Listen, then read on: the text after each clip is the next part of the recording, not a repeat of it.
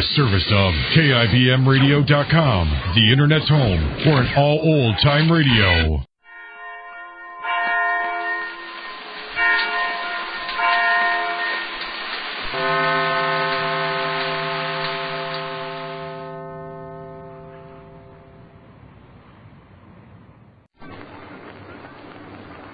McGee, what is that book you've had your nose in all evening? It's an atlas, Molly. I always like to keep brushed up on where things are. Is that the old one you had in high school that still shows Oklahoma as the Indian Territory? No, this is the one I bought at the door from that clean-cut young fellow who was working his way through something. You know, Molly, leaping through an atlas makes a fellow wonder how different his life might have turned out if he'd lived someplace else. Well, if you'd have been born in the Amazon jungle, you'd probably be more proficient with a blowgun. No, that's not what I mean. I mean, if I'd have gotten out of this little town when I was still a young fellow, I bet I'd have really made my mark in the world. No, I don't know, dearie. I've always liked Wistful Vista. It's nice and quiet. Yeah, that's the trouble. It's too dad-dreaded quiet for a go-getter like me. I should have gone to some part of the country that was really booming, like Texas. Well, I'll bet I'd be a big oil tycoon by now if I'd have gone to Texas a few years ago. Yes, sir, a big oil tycoon.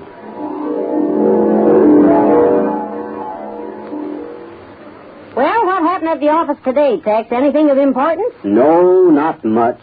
Fellow's trying to sell me the state of Nebraska, but I don't know. Already got South Dakota. It only brings me in a couple of billion a year. I heard on the radio where they hit a big gusher today in West Texas. Was that one of your wells, Tex? If it's in West Texas, it's mine, Texana. I own the whole thing. Gee whiz, this mink carpet's getting really seedy looking, you know what? I wonder if ermine would wear any better. I really prefer the mink, Tex. It goes better with our chinchilla drapes. Yeah, I got ermine seat covers in the car, and they wear like iron. Incidentally, Tex, wasn't that a different car you drove home in this evening? Yeah, bought it this afternoon. I decided I need a blue one to match my tie. What happened to that nice yellow limousine you bought last week? Oh, sold that to a junk dealer. The windshield got dirty. Heavenly days. With all the new cars you buy, it'll be cheaper for you to own an auto factory. Come to think of it, seem to remember I do own one. Remind me to check on that in the morning. Tex, you've got so many holdings you can't keep track of them anymore, and the house is just filled with money. You can't even move around upstairs. Well, I don't know where else to put it, Texana. I filled up the bank, and they won't take any more. Maybe you can sell some of it as old waste paper. Sell money as old waste paper? That doesn't seem very practical. Well, you got to get rid of it some way. It's against the law to burn it. I guess this is just one of the problems you got to cope with when you're a big tycoon like me. You know, Texana, sometimes I wished I was just a billionaire again. Ah, them was the good old days. And so that's what you think life would have been like if you'd have moved to Texas, is it, McGee? McGee, what are you rooting around under the couch for? That's the dad-ratted luck. A penny fell out of my pocket and rolled under here someplace. I got to find it. Money don't grow in trees, you know.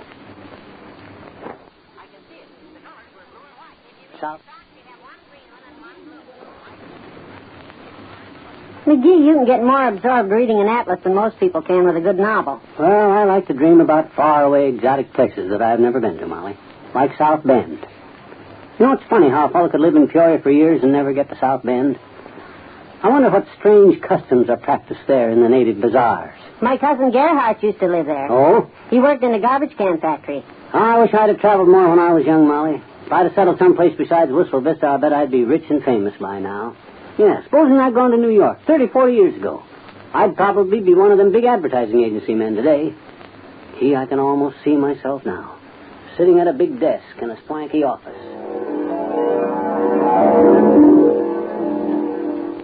Did you buzz for me, Mr. McGee? Sis, I got so many buzzers on my desk, I'm not sure who I buzzed for. I guess it was you. You're new here, aren't you? No, sir. I've worked here 9 years. But you never buzzed me before. Well, you got to be around a while before you get a buzz out of me. Get your pad and paper ready. I'm going to start thinking off the top of my head about the Gumble Birdbath water account. They're buying 7 to 10 p.m. Saturday on all 3 television networks, aren't they? Yes. It's a $6 billion account. Sold it at lunch yesterday. Now I've got to think up a singing commercial for them. You know, something with smalls. Oh, you're a genius at that, Mr. McGee. People are still talking about the commercial you did for Mother Muldoon's instant Sawbelly. It changed the eating habits of the nation. Wait a minute. I got it.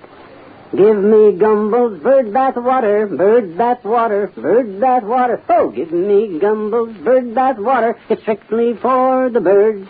Bravo, Mr. McGee. You don't think it's too hokey, do you? Not at all, sir. It captures the mood. Well, it's just an idea. I'll have to mother hen it for a while. Why don't you drop it down the well and see how big a splash it'll make? I think I'll throw it in the middle of the floor and take some time to walk around it. Well, I'm sure the people at Gumbel's will like it. It comes right out of left field and throws the viewer out at home. I still got to get a new motto for that client. Their motto now is highest in quality, lowest in price. Obviously, that's not going to sell bird bath water. No, sir. It doesn't stay with you. It's not catchy. How about America bathes in Gumbel's bird bath water? Pretty hokey, don't you think? Yeah, I guess it is. Maybe better things for better living through Gumbel's bird bath water. How about that? It doesn't make me tingle. How about you? A little, not much. Maybe just something simple with dignity would be better. Something like, among 5 New York veterinarians who know, it's Gumbel's 2-to-1. How could it be 2-to-1 among 5 veterinarians? It doesn't come out even. Those little details I'll let the copywriters figure out. But the basic idea is sound. Now send out for a cheese sandwich and a thermos of martinis, will you? I'm starved. Well, I don't know whether you would have made an advertising executive or not, McGee. You don't have the Ivy League look. Your wardrobe leans more toward the 3I League. Believe me, Molly, I would have made a great advertising man. All you got to know how to do is say nothing in a lot of different ways, and I've been doing that for years.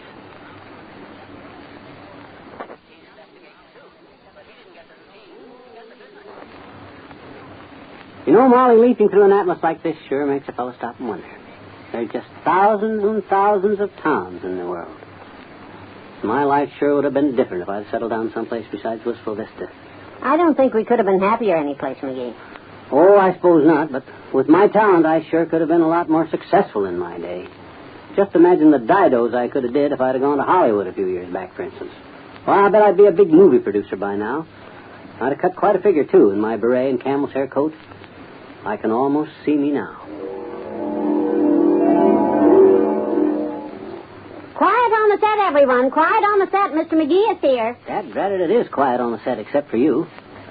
Now, we're shooting a big scene here with our new child star. Where's the kid, anyway? Hi, mister. Oh, there you are, little girl. I didn't hear you come sneaking through the scaffolding of our snappy sound stage. Well, I said I didn't hear you come in. Now, as you know, sis, we're making a musical comedy out of the 3 Bears here. I suppose you've looked over the script. I sure have, I betcha. What do you think of it? I don't know, mister. I can't read. Well, it's a pretty stupendous story, sis. In fact, it's pretty close to being Titanic. I wrote it myself. Gosh, I betcha. Now, in the opening scene, Goldilocks is lost in the big dark forest. She's plenty scared, and tears are streaming down her little face. You got that? Got what? Have you got the picture? I thought the picture hadn't been made yet. Dadgrat, the picture hasn't been made yet. Then I haven't got it, I betcha. Look, sis, let me start over. There's these 3 bears. We've got Basil Rathbone for the Papa Bear, Zsa Zsa Gabor for the Mama Bear, and Mickey Rooney for the Baby Bear. Plus, of course, a star-studded cast of thousands. Gee. I thought you'd be impressed. Now, these 3 bears have been out in the forest, and they come sashaying home and find that somebody's ate their porridge. Who do you suppose did it, sis? I guess the butler did it. The butler always does it, I betcha. No, the butler didn't do it. Goldilocks did it. Did what? Ate the porridge. Hmm? Ate the porridge. Goldilocks did it. Sure. Well, at least you got that part of it down, Pat. But how can I shoot the scene if you haven't learned the script? What kind of a movie star are you, anyhow? I'm not a movie star at all, I betcha. I'm the studio janitor's little girl.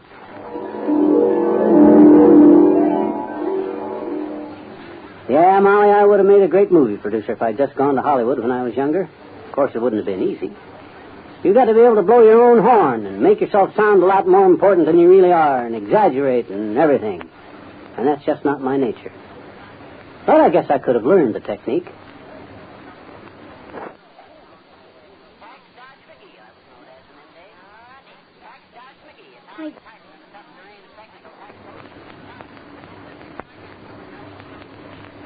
Heavenly days, McGee. You've had your nose buried in that atlas all evening. How could a bunch of maps be that interesting? No, I just look at one of these maps and then let myself go on flights of fancy, Molly.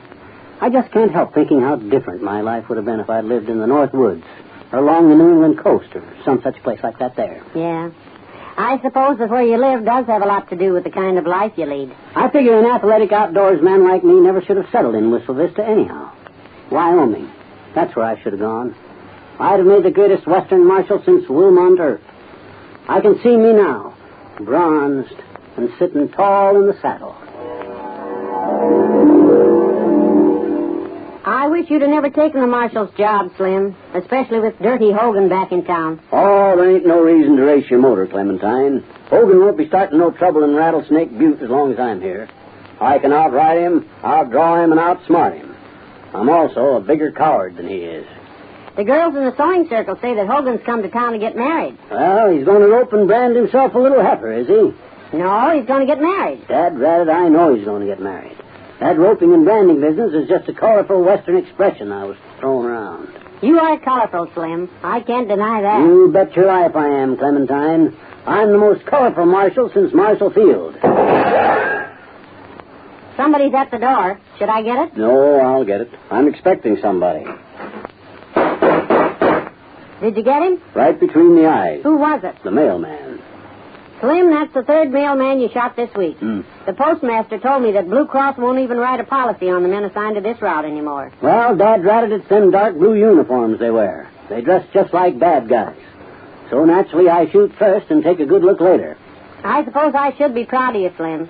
It takes a brave man to shoot a postman. You're darn right it does. And this one was carrying an umbrella. They can hurt you pretty bad with one of them things. And to think you shot him without blinking an eye. You're my hero, Slim. Yes, Sir Molly, a man like me that knows no fear could have made quite a mark for himself in the Old West. Well, there aren't any bad guys to chase around here, dearie. But the Toops' dog is digging in our rose bushes again. Oh? That should give you something worthwhile to chase. Not on your life, kiddo. I'm not going out in the yard while that dog's there. But it's only a Pekingese. It's got sharp teeth. Here's the broom. You go chase it. I'm going upstairs and practice my fearlessness up there.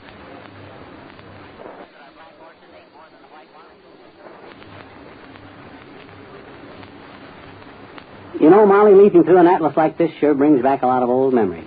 You take these towns in Wisconsin, Sheboygan, Oshkosh, Oconomowoc, and Green Bay. You know, me and my old pal Fred Nittany from Starved Rock, Illinois, we went all them places together way back in 1920, not 21. In vaudeville? No, we went in Fred's Upmobile. It was a big touring car, and we had all our luggage strapped on the back. We hit Prairie du Chien up here, and then Wausau and Eau Claire. You know, Molly, I often wonder what my life would have been like if I'd have settled down in one of them towns instead of coming to Wistful Vista. Oh, I don't know. I think people are pretty much the same wherever you go, dearie. No, I disagree, Molly. I had an offer in 1916 to go to Chicago and take a job. And believe me, things would have been a lot different if I'd have done it. I suppose so. Yep. The Windy City would have been a lot more windy with you there, for one thing. Well, I was thinking about the gangsters they had up there during Prohibition. I might well have made millions as the Lord of the Chicago underworld. Gee, I can see me now, in my pearl gray Homburg and my camel's hair coat.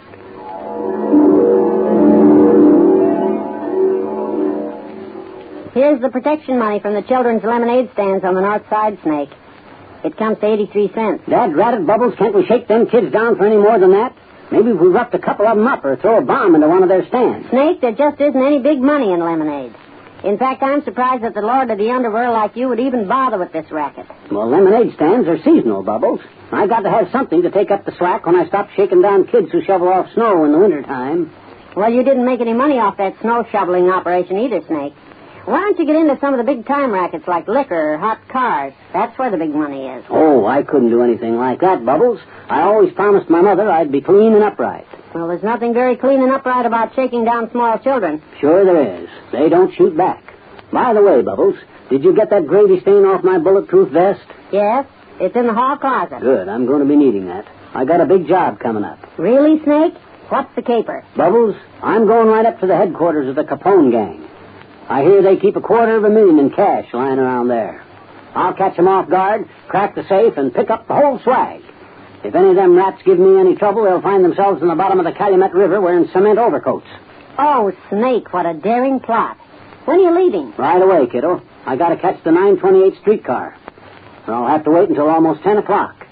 Heavenly days, Snake. You mean you're not going to take the getaway car on a big job like this? Bubbles, you know I haven't got any driver's license.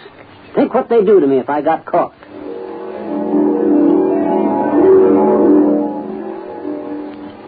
Well, I don't know, McGee. I somehow think you're too kind-hearted to be a gangster. Yeah, maybe you're right, Molly. Besides, now that I think of it, most of those big-time mobsters either got shot or went to jail. And either of those things puts quite a blemish on your record as a community leader.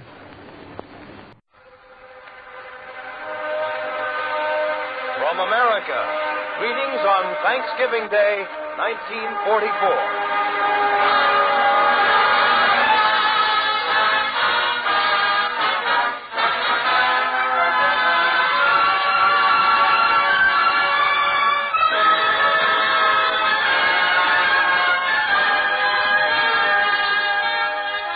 This is Lionel Barrymore, men, your old collection of hash marks.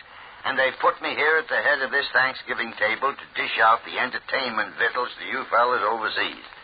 By way of an appetizer, Percy Faith and the orchestra are offering a medley of tunes as American as a hot dog and a ham sandwich on rye. Music from America, north, east, south, and west.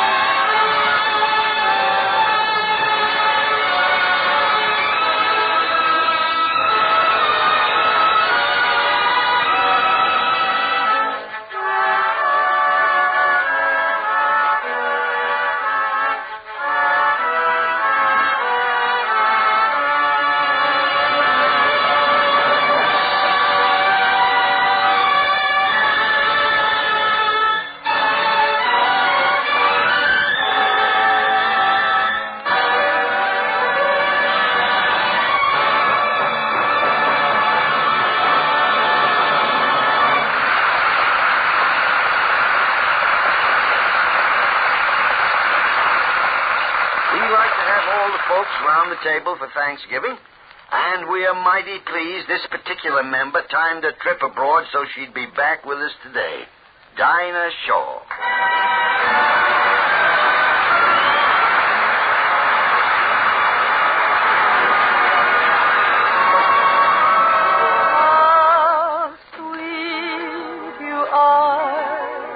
how sweet you are, how dear your tenderly smiling face.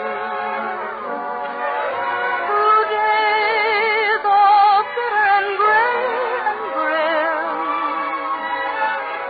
through nights when even the stars are dim, how sweet to know my heart can glow from just the warmth of our first embrace.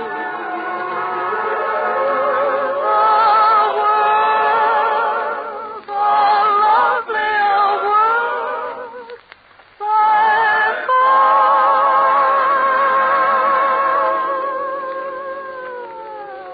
when I remember how sweet you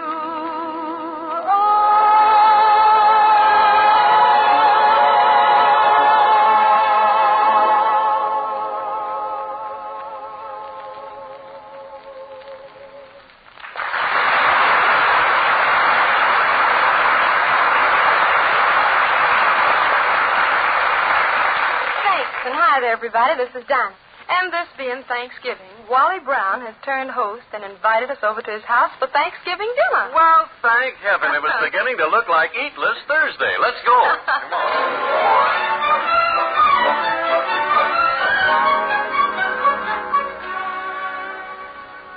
Well, I guess this is the house. Well, Dinah, sure. Well, Wally Brown.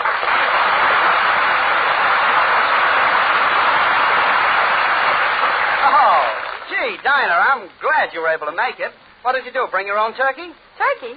Wally, that's Harry Von Zell.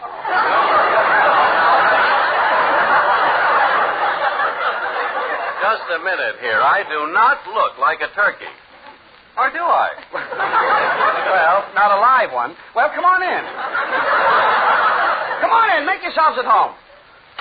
Gee, you got a nice place here, Wally. You were lucky to find a house like this with a swimming pool and all. Oh, it isn't bad. All except the front walk. What's wrong with the front walk? Every time I come home at night, I bump into those gasoline pumps. I mean, you... Oh. You see, I told you, Dinah, that wasn't the swimming pool we passed. That was the grease pit. Come on, here, let me hang your things up. Oh, brother, look at the moths in that closet. Oh, Harry, where's your holiday spirit? After all, it's Thanksgiving for moths, too. Sure. What can a moth eat? Just a stuffed cuff on a blue fleet? Well, now, look, fellas, can't we talk later? I'm hungry. Harry, where are your manners? Don't be so impatient. Well, I'm not impatient. Then stop chasing that moth. Well, let's get started. Dinah, you sit over here, Okay. and Harry, you sit over in that high chair. No, thank you. Wait, a high chair? Wait a minute, this thing is a trap. I won't be able to get at the food. I think of everything, don't I? Well, how do you like it? Look at that turkey. He was raised strictly on corn. Yes.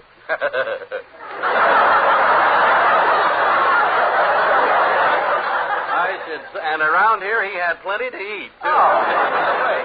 Okay, kids, pass your plates. Harry, leave your teeth alone. No, it didn't. Wrong plate. Hey, butter! Look, he's got butter! Butter he's got on the table. Wonderful stuff. Harry, it goes on the bread. You don't spread it all over town.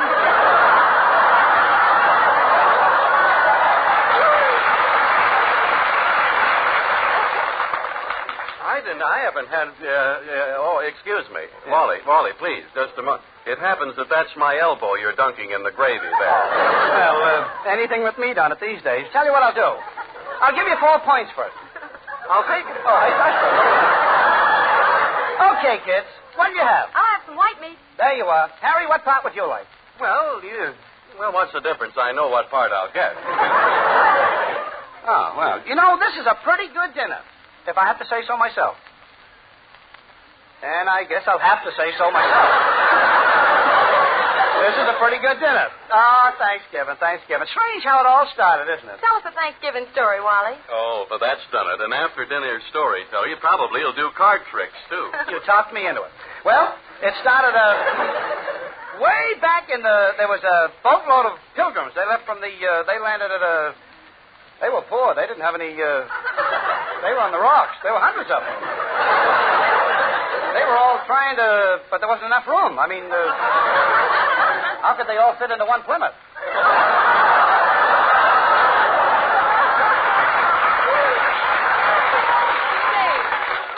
Wally, who was at the head of this party? Oh, this really wasn't a party, Dinah. It was very serious. Everybody worked. There was one fellow worked like his name was John Smith. The one and only John Smith, but he branched out. Well, look at the telephone book now. Boy, that Smith guy, he really got around. He liked to travel. He was a hitchhiker. He took a ride he went as far as, he went up to he was right in the middle of he was lost. But he had a check, only he couldn't get it cashed. The banks were closed. I mean, they always are on Thanksgiving. That first Thanksgiving. What a crowd. I'll wait. What a crowd. More people were trying to, you couldn't even park and in those days, they didn't have any. I mean, everybody came. Even the Indians came. They had a reservation.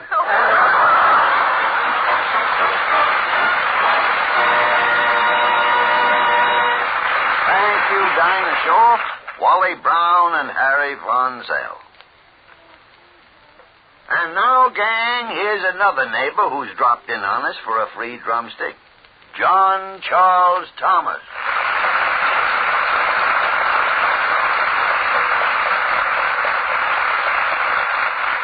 The chorus and I would like to sing the beautiful old Dutch traditional hymn of Thanksgiving. Or you may know it as We Gather Together to Ask the Lord's Blessing.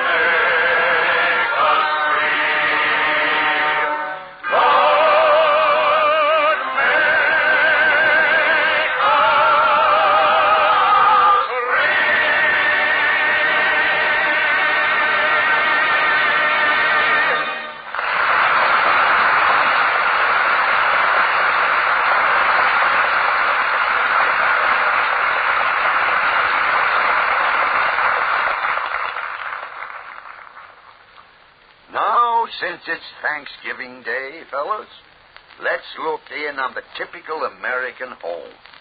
The time is just after dinner, and we find ourselves in the living room of the Lancelot Higgins household, which boasts that sweet, unforgettable character, Baby Snooks.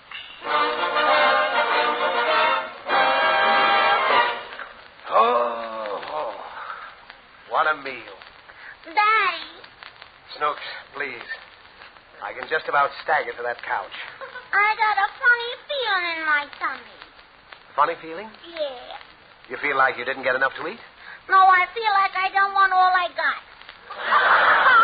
Well, just drink some water and forget about it. I can't forget about it. Why not?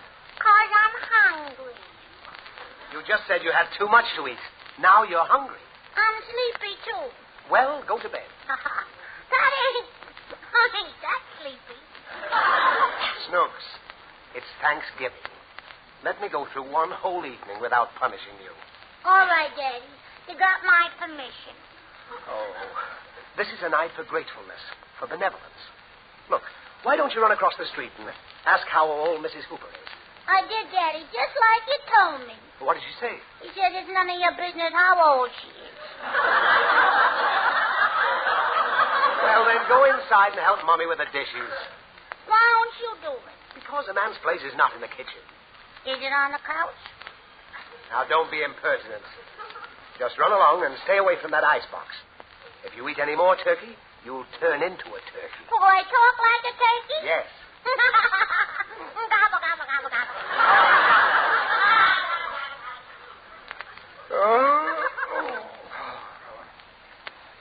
Oh, the child is right. I suppose I should go in and help the little woman with the dishes. But then why should I spoil her? I'm so clumsy I might break one. Thanks.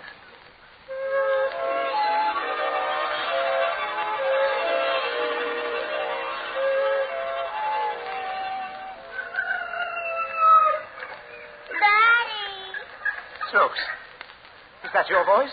Where are you? Right here. Where? All I see is a scrawny little turkey. That's me. You? Good heavens, Snooks. How did you get to be a turkey? He said if I eat any more, I'll turn into one. Oh, Snooks, you didn't go back for more turkey, did you? Did you? Didn't I? And look at me. I'm covered with feathers. Could it be that I'm a turkey, too? Could that be? Could be. Snooks, this is weird. Yeah, it's weird. Lancelot Higgins, a turkey. Gone, my bubbling laughter. My flashing smile. What can I say to the neighbors? I know, Daddy. What? Gobble, gobble, gobble, gobble. This is no time for jokes. I'm a turkey.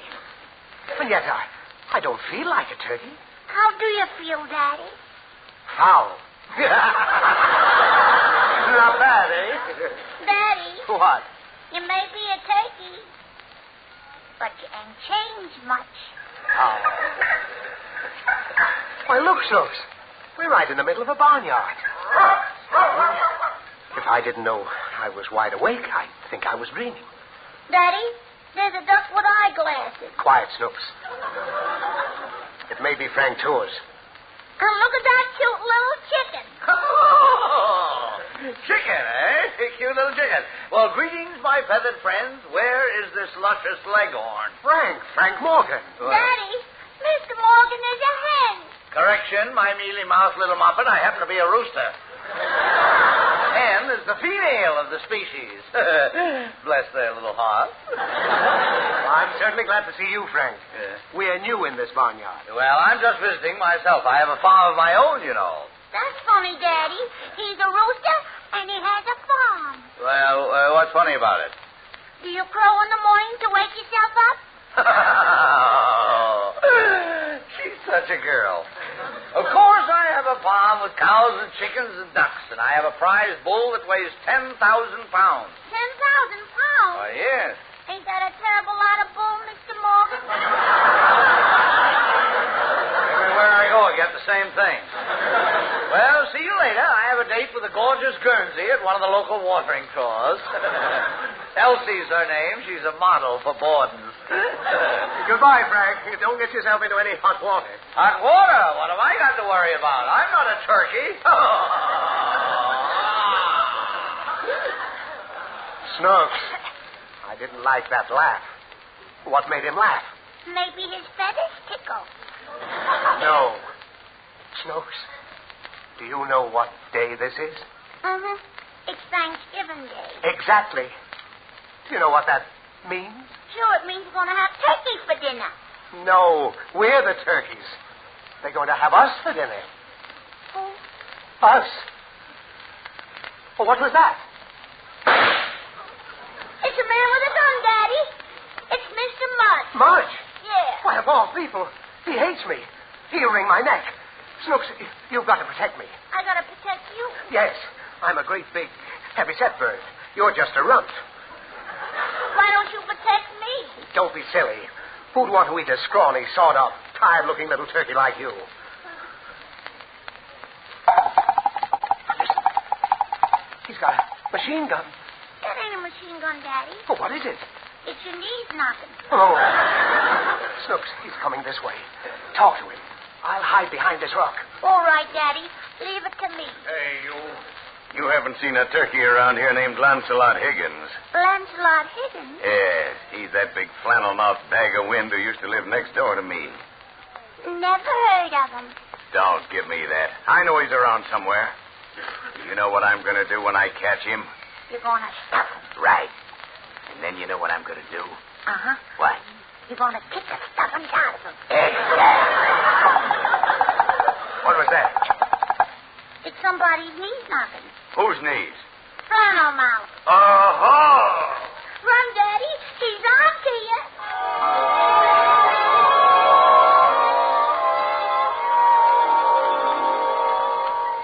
Snooks, stop splashing. Where are we? We're in a swimming pool, Daddy. Well, look over the side and see what's cooking. All right. Daddy. What?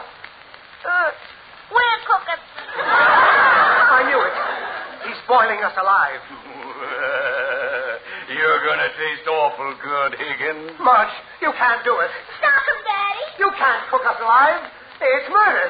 Let me out of here. Let me out of here. Let me out. Let me out. Let me out. Daddy. Daddy.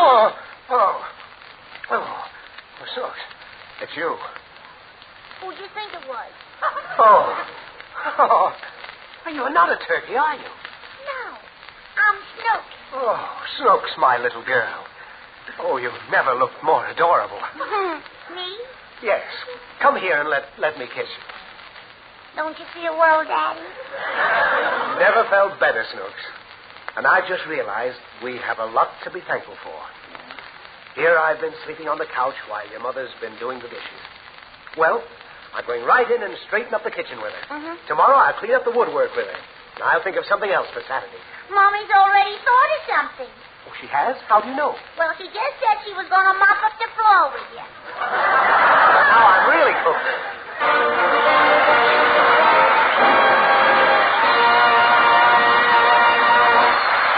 Thank you, Fanny Bryce, Hanley Stafford, and Frank Morgan. Now, Dinah Shaw and the chorus join to bring us an Irving Berlin song inspired by the American spirit of Thanksgiving.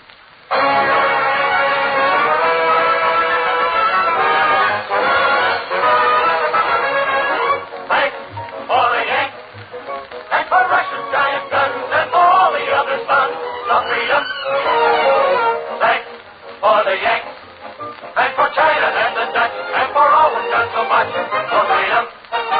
For Canada, for England, Australia, and New Zealand, for fighting French and trillions more along the South Pacific shore, they will keep their native land a free land. We've got plenty to be thankful for.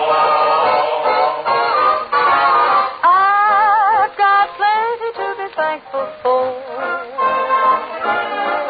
I haven't got a great big yacht to sail from shore to shore. Still, I've got plenty to be thankful for.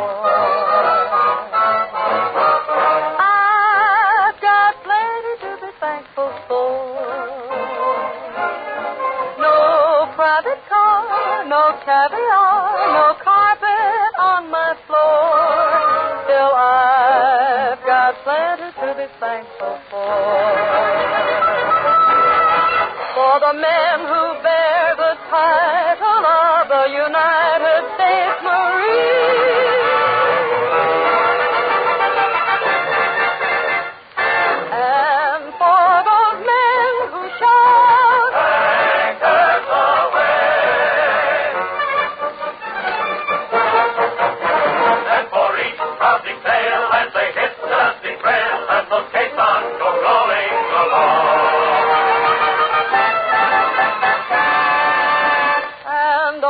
for men who fly, spouting their flame from under, off with one hell of a roar. I'm thankful to that this is true. Nothing will stop the Army Air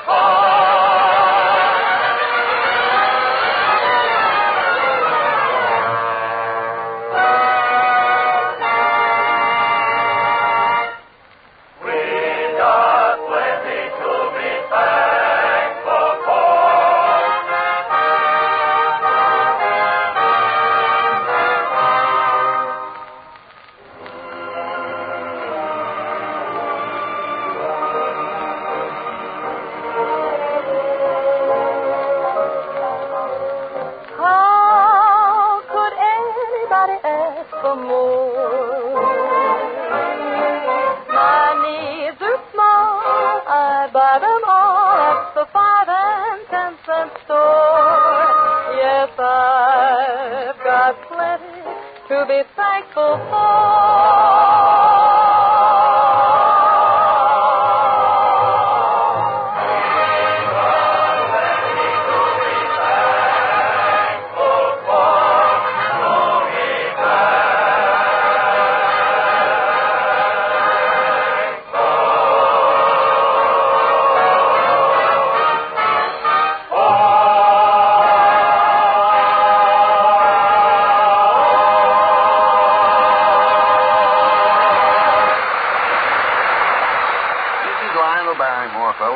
winding up this Thanksgiving spread with just one or two more words. It's pretty tough for any soldier or sailor to get excited about Thanksgiving Day when he's a few thousand miles away from home and the cranberry sauce. But let's all be thankful anyway that we've got a country to come home to that's rich in its natural bounties and opportunities, and rich in its friendship with other nations who have proven themselves strong and helpful in hastening that day when tyranny ends, and we celebrate a real Thanksgiving.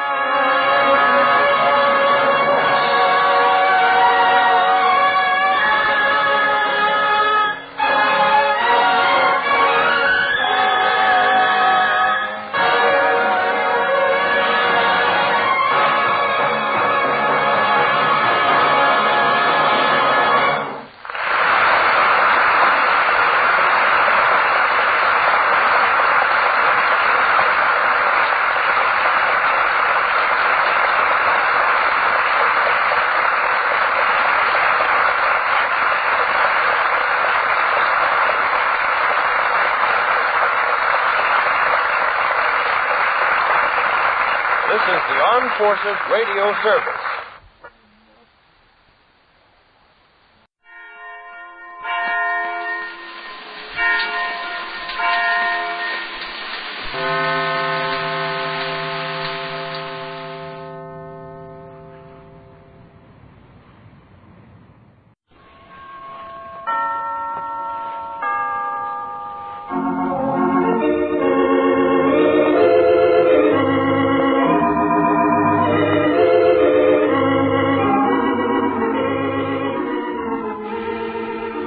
From Hollywood, California, we present Gene Hersholt in a new Dr. Christian story called Prelude to Thanksgiving.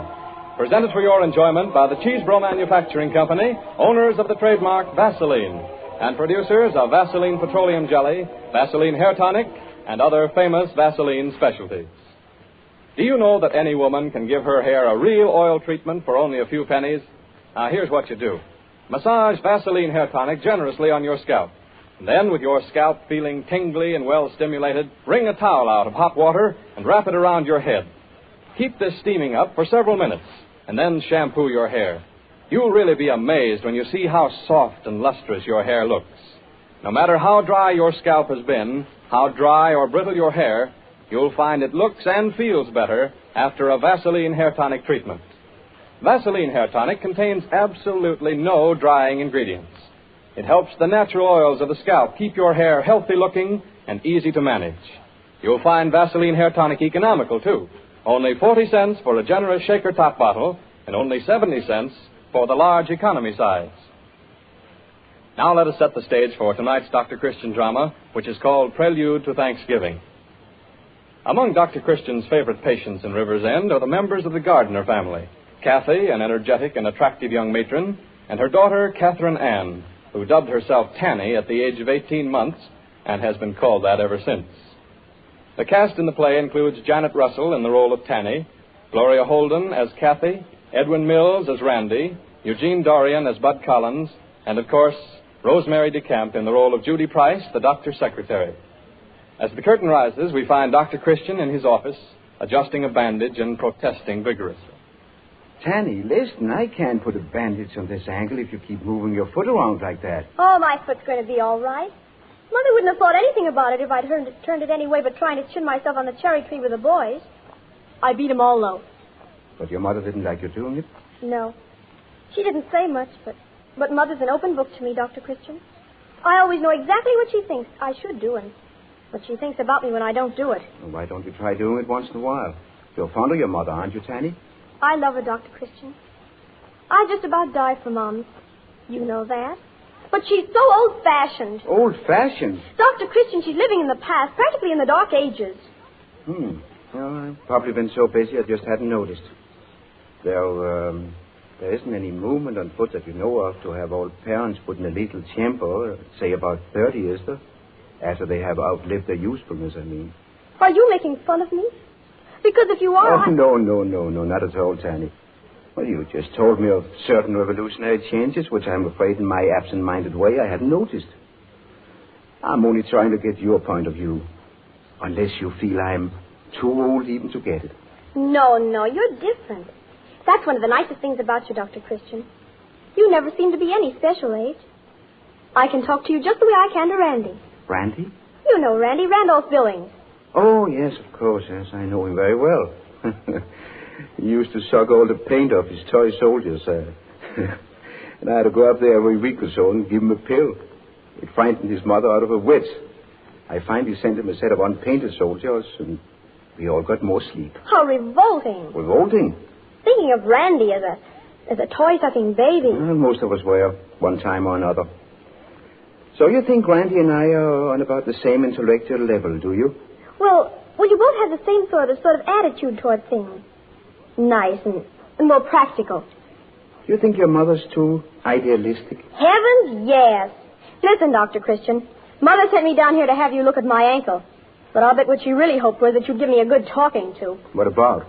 She thinks you're a profound influence in my life and that I'll do anything you say. I can't sit around all day all dressed up.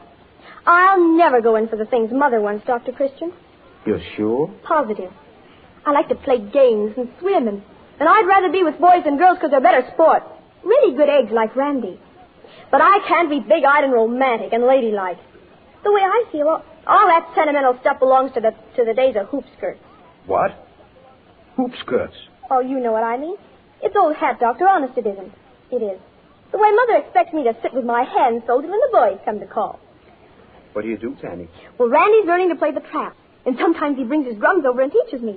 And last night the fellows all helped me finish building a kennel for Bean. If it's afternoon, why, sometimes they have football practice, and they let me play, too. It all sounds very active. Hasn't Mother told you all this? I'll bet she has. I know just how she'd say it. I don't want to restrict Catherine Ann too much, but she's getting older, and I can't have her running wild. You always had so much influence with her, Dr. Christian.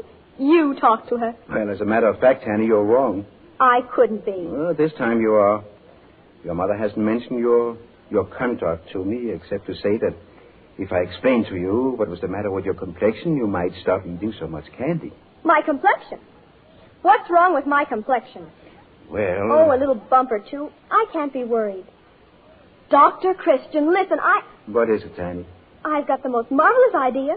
You talk to Mother for me, won't you? You tell her nobody nowadays does the things she did when she was 15. I don't know what I can say that... Of course you can. Try and make Mom see that I don't need to have my hair waved and that it's just a waste of money for me to have manicures. I just bite my nails anyway. Dr. Christian, it's for my life's happiness. I can't go on through all my existence fighting for my individuality. Oh, gee, I've got to go now. I've got a date to watch football practice. Dr. Christian, you will try to make Mom see reason, won't you? What is it you want me to do, Tanny? I want you to make her see I've got to live my own life. I wanted to realize that I'm an adult. Oh, Judy. You asked me to let you know when it was 4 o'clock. Is it 4 already? Mm-hmm. Gee, I've got a rush. You will talk to Mother, won't you, Dr. Christian? You'll make her understand that this is 1939 and nobody bothers any more about being ladylike and romantic. But, Tanny, wait. She'll believe it if you tell her. Oh, Dr. Christian, I know I can trust you. Heavens on this, seeing Randy try those new plays. Bye! Modern youth too much for you, Dr. Christian? Yeah, it leaves me a little breathless. Tanny was very serious. And she told me while she was waiting for you to come in that she had a very important request to make of you. I take it she feels she's living a little in advance of her time. Just what was it you gathered specifically that she wanted me to do about her mother, Judy? Well, she told me she hoped you could persuade her mother to stop being so quaint. Quaint? Mm-hmm. Quaint? Kathy Gardner, quaint.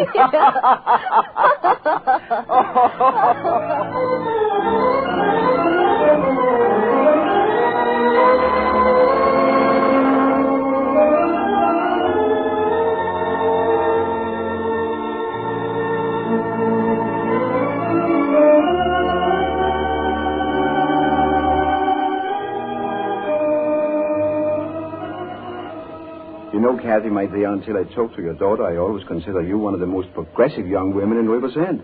How in the world did you ever fall into this slow, senile decay?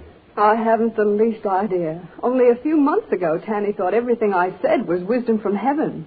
She's always been so reasonable and open to suggestion, and then all at once... Ha-ha, came the revolution. Came the revolution.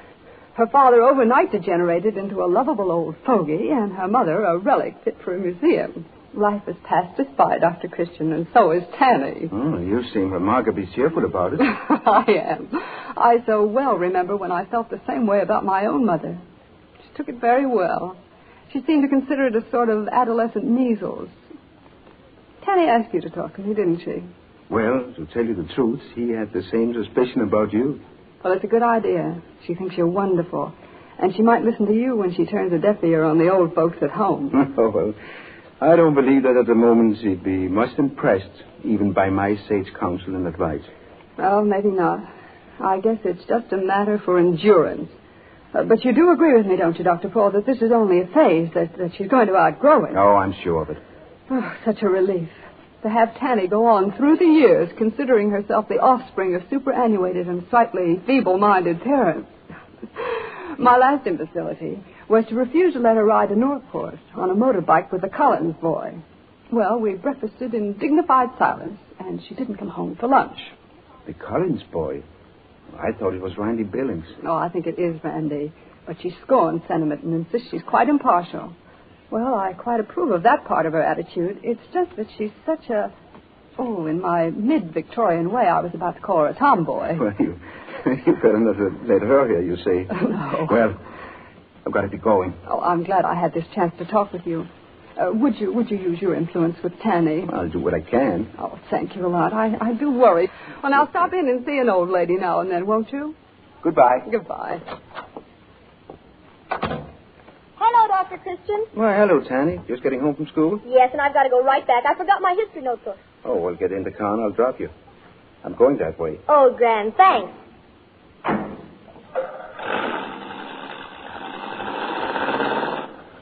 What were you doing at our house? I stopped to see your mother about some of my clinic cases.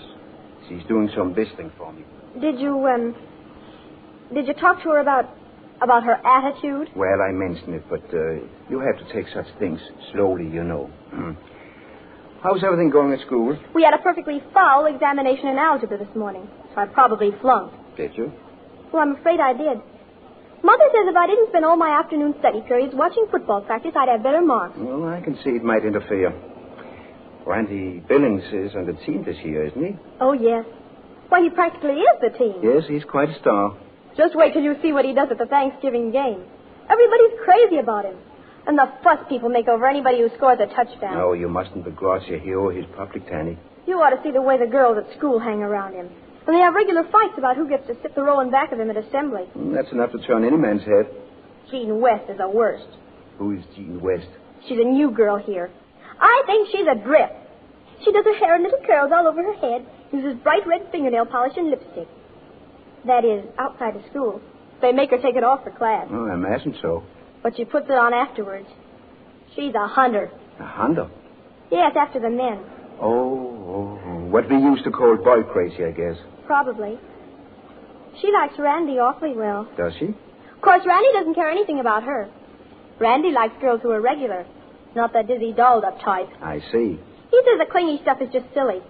He's always laughing at the boys who fall for it. Randy likes me because I'm just one of the fellas. I can do some things that even fellas won't try, like climbing Dead Man's Rock. You know, it's sort of funny. Randy agreeing with Mom this morning. What did you agree with her about? About my riding around on Jim Collins' motorbike with him.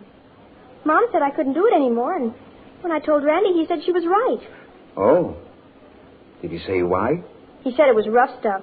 He said for me not to dare do it anymore. Well, maybe he... Stop here, Dr. Christian. I'll cut across the lawn. Football practice must be about over.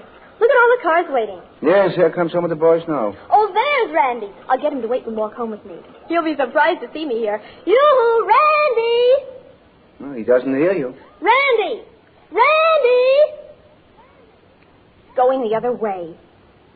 Oh, dear. He seems to be looking for someone. Yeah, the people in that green car, I think. They're waving at him. Yes, that's Carol Moore's car. She and Dan Harvey are in the front seat. There's some girl in back. Look, Dr. Christian, Randy's getting in with him. He's getting in the back seat. Who's the girl in the back seat, Tanny? Anyone you know? Yes. Yes, I know her all right. I'd know that hair anywhere. That's Jean West.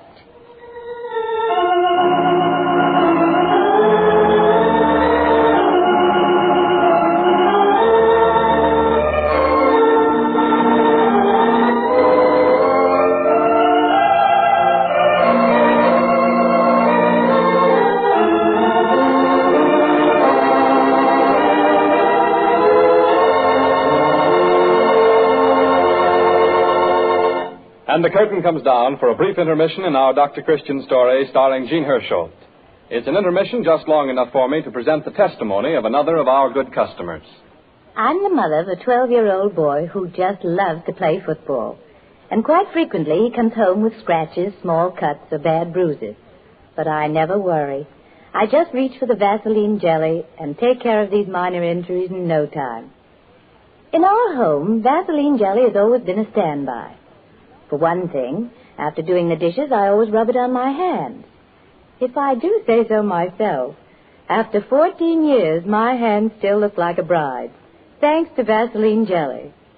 Vaseline jelly is an important household remedy in over 90% of all American homes. It has attained this amazing record because it does these three important things. First, Vaseline jelly forms a protective film that helps keep out infection when the skin is broken. Second, it soothes irritation and promotes rapid healing. And third, it softens and lubricates the skin by supplementing the natural body oils. Be sure you have a good supply on hand. Vaseline jelly costs only 10 cents anywhere.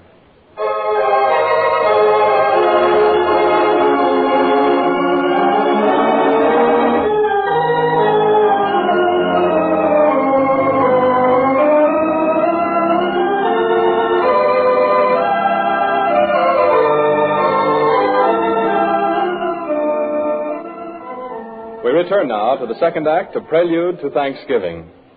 The scene is the laundry of the Gardner home where Tanny is vigorously giving her dog a bath. I know you don't like this old fellow, but, hold still. Let me dry you good and dry. Come on. Oh, you're so beautiful and clean. Tanny! Tanny! Oh, here you are. Randy's in the living room, dear. He wants to see you. He probably just stopped by to ask me to go to the Thanksgiving dance. It's about time. Oh, the dance is going to be marvelous. They're going to give out the football letters and everything. Well, whatever Randy is, you kept him waiting long enough, dear. All right. There, Bing, you old silly. I guess you're dry. Now, don't you dare run right out and roll in the dirt. Kind of watch him, will you, Mom, till I get back? All right, come here, old fellow. Hello, Tanny. Hi, want to see me? Yes, I did. That is, well, I was just going by and I thought... I was watching Bing. Oh, if you're busy... Oh, I'm all through now. I can't stay but a minute. I got to go on down to Tad Brown's house. Today's initiation. Initiation? Sure. Fraternity initiation, you know. They work on us all day. After tonight, I'll be a full-fledged Omega Tau. Oh, that'll be wonderful. I'll have my pin tomorrow. Tanny. Yes? Tanny, there's something I feel I ought to tell you about. Sort of explain. Explain? Yeah. It's a sort of a crazy mix-up.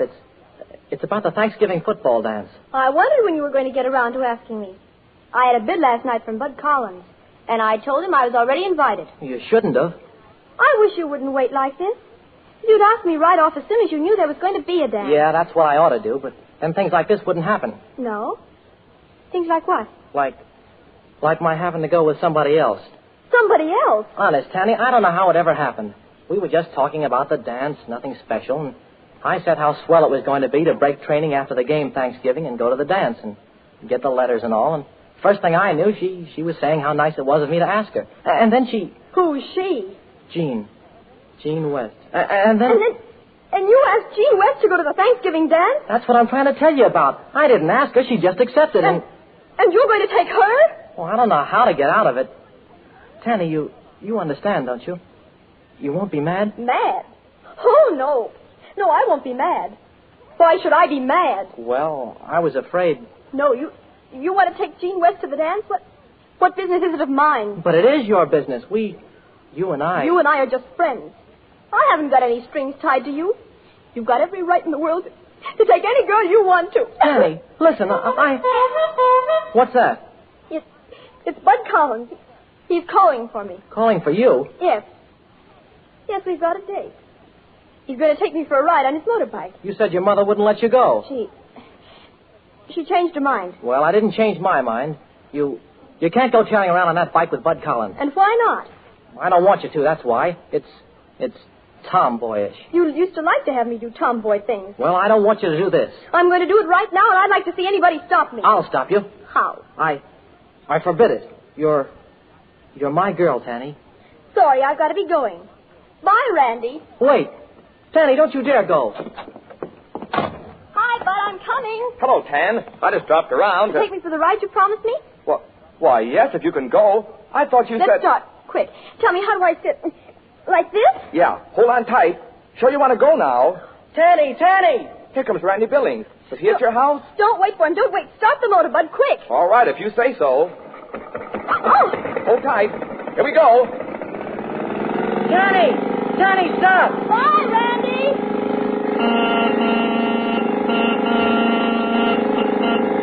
Bud, look out! Look out for the trap! Hey, mister, where you going?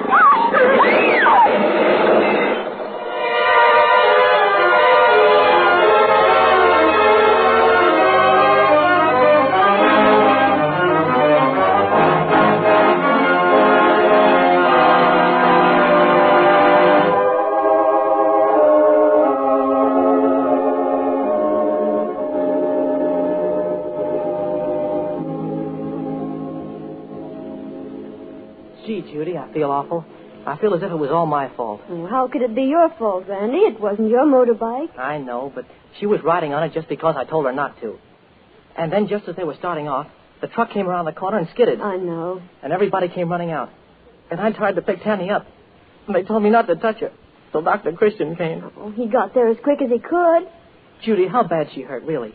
Dr. Christian wouldn't tell me a thing for sure yesterday, and when I called his office this morning, he said he still didn't know. Well, he's examining her again now.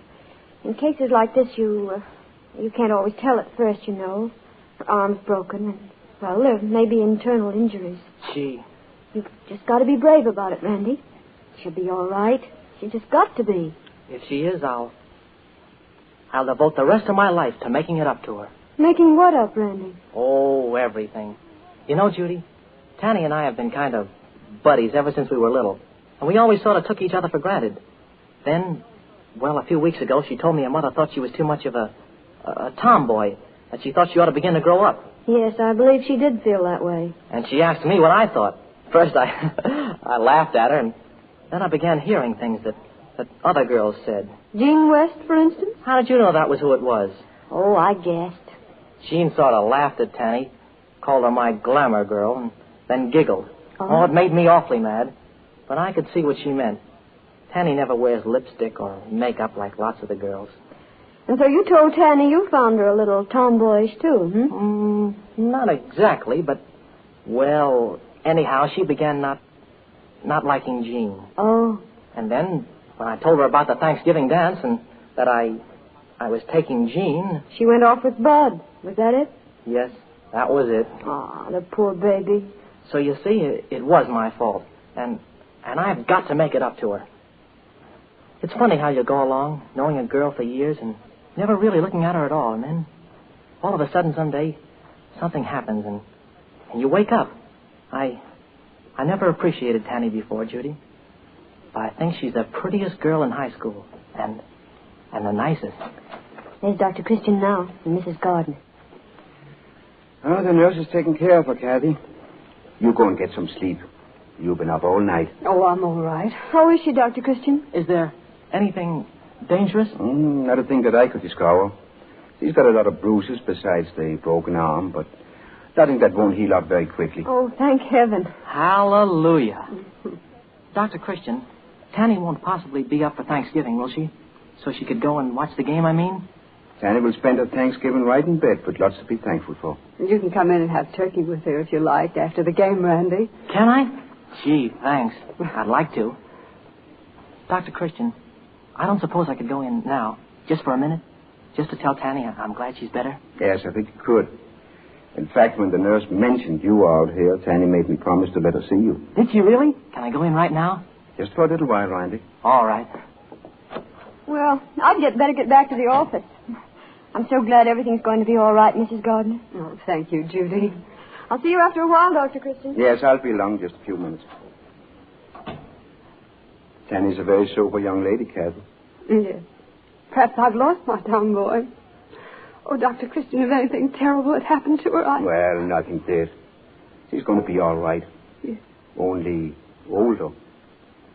She almost had her heart broken, you know, as well as her arm. You think she and Randy... Yes. Doctor's instinct for diagnosis. I had quite a talk with her, Kathy. I think you would find she's grown up a little. Oh, I don't seem to care whether she grows up or not. If she's going to be well, that's all. I shouldn't be surprised if she began to treat you like a human being again soon. She may even ask you for advice. Oh, Dr. Christian, I've got so much to be thankful for. I don't insist on everything. Maybe not, but I think you're going to get it. Happy Thanksgiving, Kathy.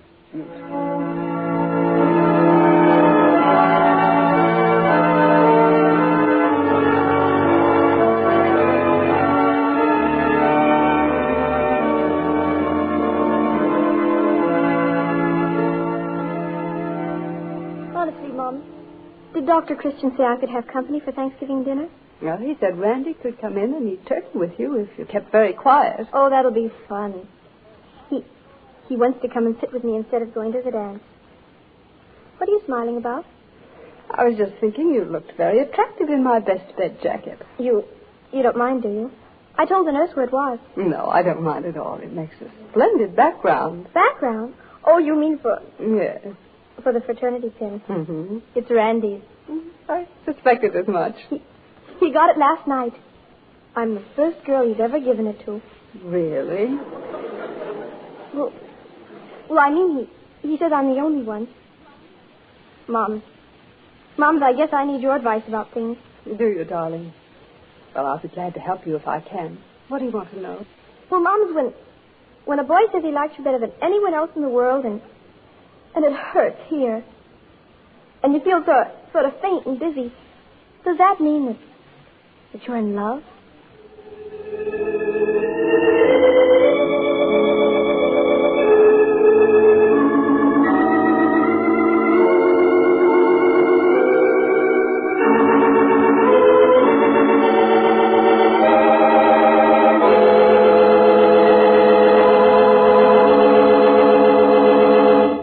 And so we leave Tanny and her palpitations of the heart. And now I have a word about the products that make the program possible, and then Gene Hersholt will tell you something about next week's story. Mothers write in to tell us that one of the most versatile, most economical products in their medicine cabinets is Vaseline Jelly. For over 3 generations now, Vaseline Jelly has been used to protect and help heal minor burns, cuts, scratches, chafing, chapping, and the countless other minor injuries and irritations of the skin. So soothing and healing that it has been made the base of several specialty products, such as Vaseline borated jelly, Vaseline carbolated jelly, Vaseline lip ice, and Vaseline camphor ice. Ask your druggist about their special uses. But whether you're buying plain Vaseline jelly or any of the Vaseline specialties, be sure the trademark Vaseline is on the jar or tube. That trademark is your guarantee of the utmost in purity. And now, here he is, our star, Gene Hersholt, as the popular doctor of River's End.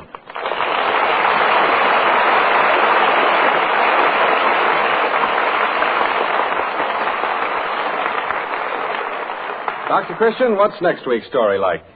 Well, next week I plan to tell you about old Mr. Holly.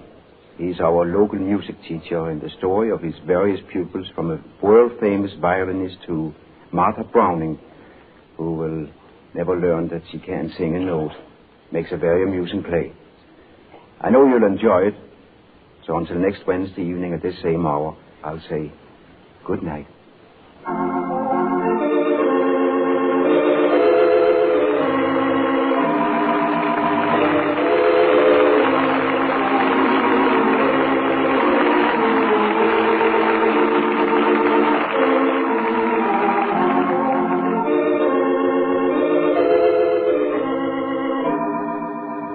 Don't fail to see the new Gene Hersholt picture, Meet Dr. Christian, when it comes to your local theater. This is the first of a new series of RKO radio pictures based on the Dr. Christian radio program and starring Gene Hersholt in his most famous role. This is Arthur Gilmore speaking and bidding you all good night for Vaseline Preparation. This is the Columbia Broadcasting System.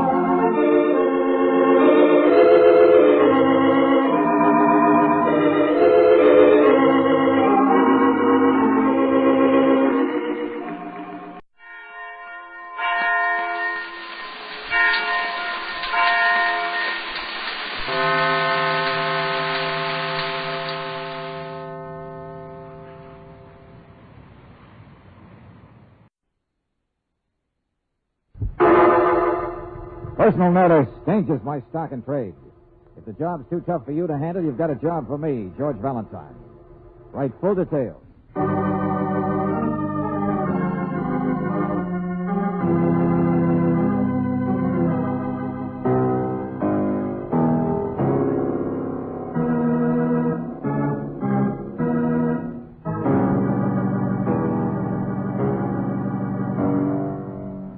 Standard Oil Company of California, on behalf of independent Chevron gas stations and standard stations throughout the West, invites you to Let George Do It.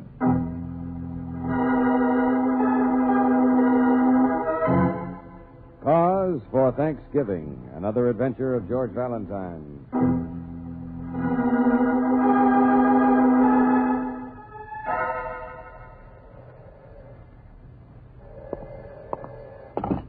Hello? Dear Mr. Valentine. What? Hello? Quiet. I'm 10 years old. Lieutenant Riley, is that you? Well, it's not Tom Turkey. Listen, my friend. You sure it's not? What's that 10-year-old stuff? Hey, you've been jumping the gun on the cranberry sauce? All right. I'll say it straight. I'm phoning on behalf of a little boy 10 years old. Well, that's better. No, it's not. It's worse. Said little boy could no more write you a letter than he could hope to choke. I doubt if he can write. What's the matter? He can't talk either. Huh? You heard me. I said he can't talk. Oh, I don't mean there's anything wrong with him, or maybe there is. I don't know, but... Look, Valentine, get over here, will you? Right away to my house. Well, sure. But I warn you, friend, this little boy never heard of Thanksgiving. If you're going to help him, you'd better bring your brass knuckles.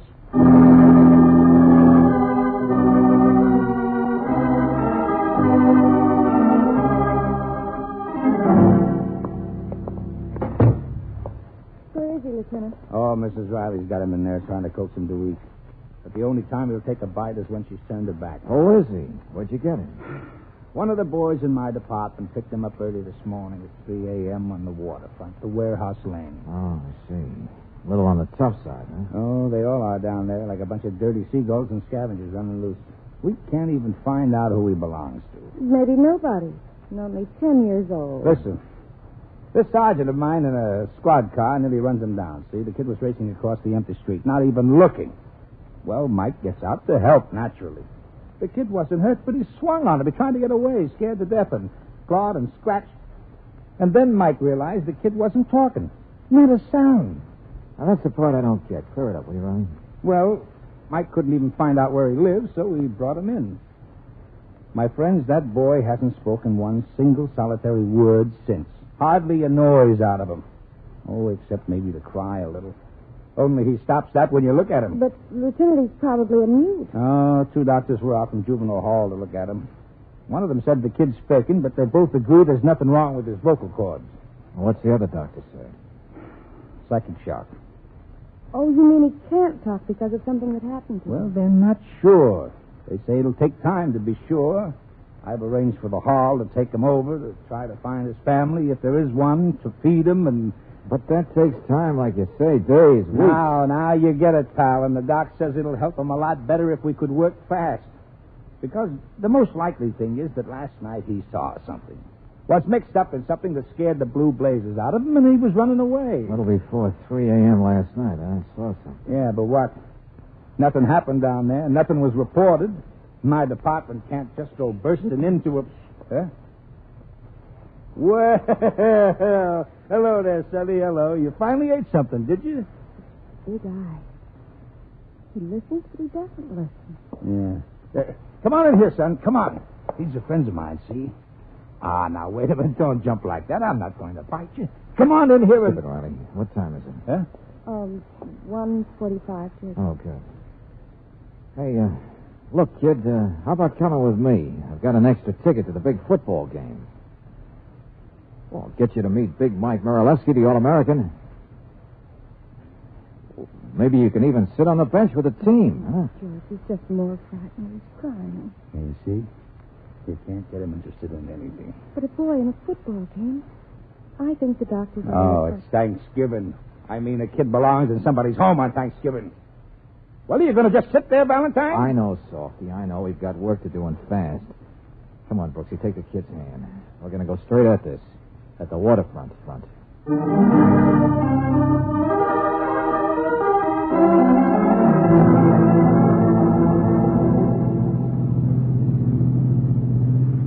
Warehouse Lane. Great place. Plenty of freighters tied up, but no people. Ship chambers. You must have spent some time around there, haven't you, kid? How about the candy store? You're wasting your time, George. It seems to get more and more tense. Yeah. Well, this is where he was picked up, right here. Oh, relax, son. Don't just sit there Running and look... from right to left, so he must have come from this way. Okay, let's move on a little. Cobblestones by the empty warehouse, huh? George, look at him. This direction, all right. George, look out for that boy in the street. Oh, lovely neighborhood. I wonder if that boy would know anything about our friend here. Hey, that's an idea. Wait a second. Hey, you, Shorty. Oh, you want to argue about it? Yeah, jerk nose. Come here, you. Hey, let go. Hey, Shorty. Shorty, wait.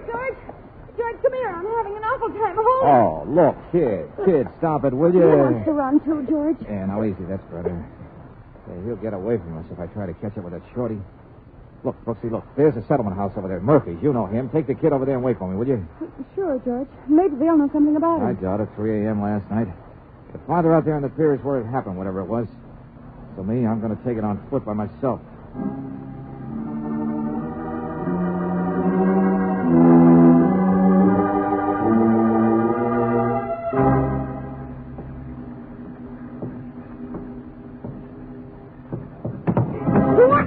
Look out! All right, Shorty, I got you this time. Get your paws off, jerk nose. Cut it out. Now, cut it out. I just want to ask you something.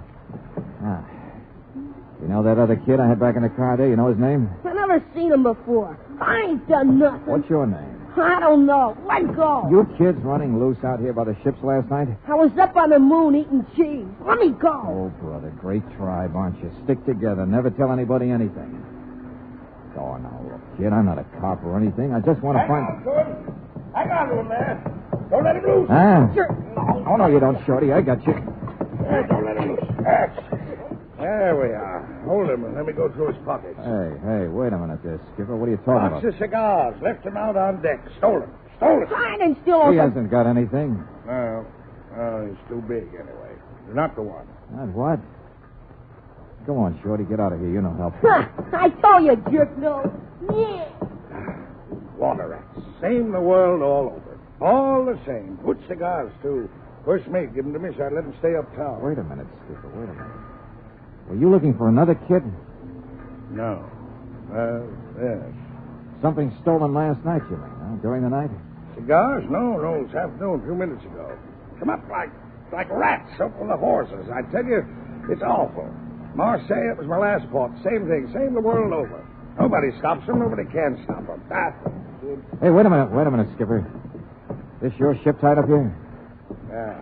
Leaky old tub full of potatoes. Frenchmen like potatoes. Uh-huh. Looks about ready to sail. Were you here last night? What are you peddling? Dope, lunchboards, cheap liquor? No. Listen, will you? You have trouble with kids getting aboard, huh? Characters like you in every port, too. Dock loafers. Always got a deal.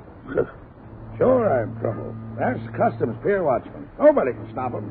See those big rat guards? Right over them like monkeys. Uh-huh. Did some kids get aboard your ship last night? No. Now stop pestering me. Are you sure? Around 3 a.m.? Fight was on the pier, not the ship. What fight? Oh, that's the pier watchman. He's the one spreading the story. A couple of bums, I guess. I don't know. My old deck watch was sound asleep, of course. You didn't see it? No. Yeah, I don't know. Woke me up. I yelled, shut up, out of my porthole, went back to sleep. Hello there, Skipper West. I'm so glad to catch you. Huh? Oh, what now? A sailor comes ashore. I'm just going to take a minute. It's about a woman, you see. Oh, that I see, and so nice. But right now, I want to Get what I mean? Dock loafers all trying to sell something. Now it's telephone numbers. Go on, Baldy, get out of here. Wait a minute. I've seen this guy before. Yeah? Well, it's not mutual. Skip, if you just listen His name's Salvori, I'll tell you. Yeah, I've seen him in lineups. Are you around here last night? I beg your pardon. Oh, it's a great neighborhood. Salvori, the big operator. Last trip he was here selling raffle tickets for a three-wheeled automobile. Oh, but Skipper, listen. Thanksgiving, they say. Well, thanks and good night. You pester him. I'm going backwards. Yeah. Hey. Look at that, would you? Is that what you wanted to see us about, Salvori? That crowd down at the pier? Something's happening. No. I got a note to you to make. Come on, let's take a look. Afternoon, friends. What's going on? Don't suppose you have 50 cents or so? He, no pal of mine. See, he was going to buy me Thanksgiving dinner, you see. Never mind that. What are those men doing down by the water? Fishing, sort of. 50 cents is about all it would take, though, you see. Now, this old pal of mine, he would have spent $5, you know, mince pie and the works, you know. That's till last night. Hey, down there, hey, Now, you! listen, Buster, did you say last night? Yeah. What are you doing? Yeah. Hey, sailor! Now, it seems to me that... Hey, look out there! Salvori! Well, he left in a hurry, didn't he? Body, Skipper. Got a body. What? Just fishing him out. Guy floating with a knife in him. Guy float. Yeah. With a knife. Holy smoke. Yeah, see, that's what I tell you. You see, a pal of mine, he was going to buy me a Thanksgiving dinner, see? Only instead, it looks like he got in a fight about 3 a.m. last night, I figure. Yeah, got murdered, see? So, tell me, how's about the 50 cents?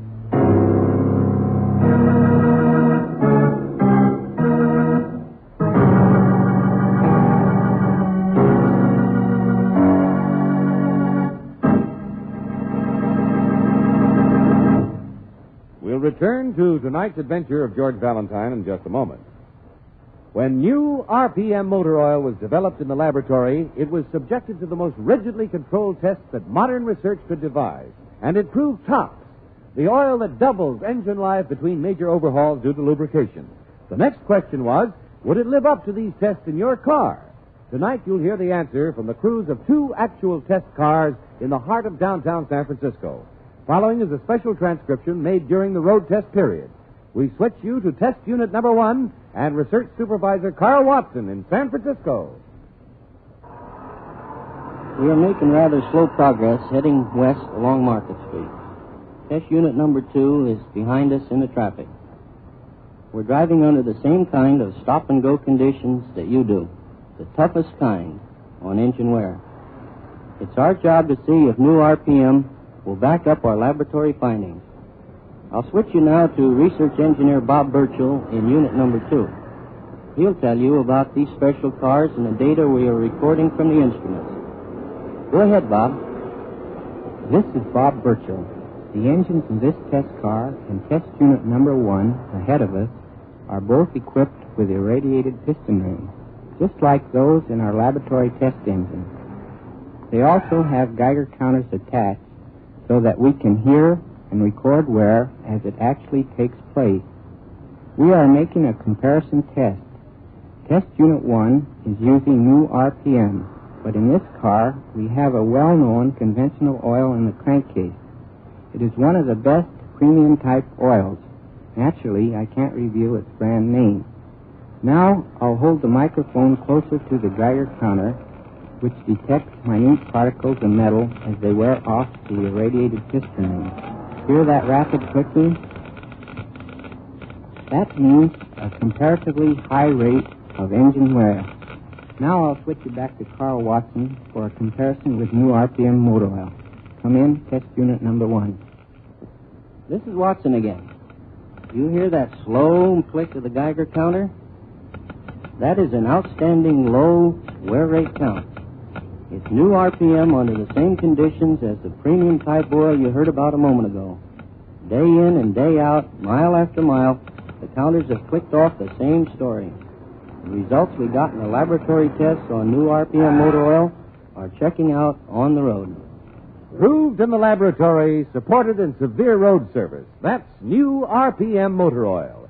The oil that cuts in half the wear rate of critical engine parts, doubles engine life between major overhauls due to lubrication. Try it.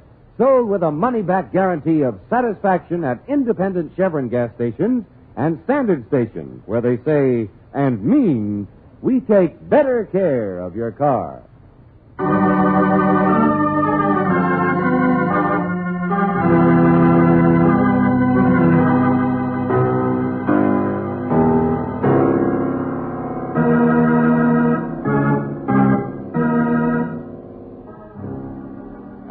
Back to tonight's adventure of George Valentine, a boy 10 years old who's been scared to death, who either can't or won't talk.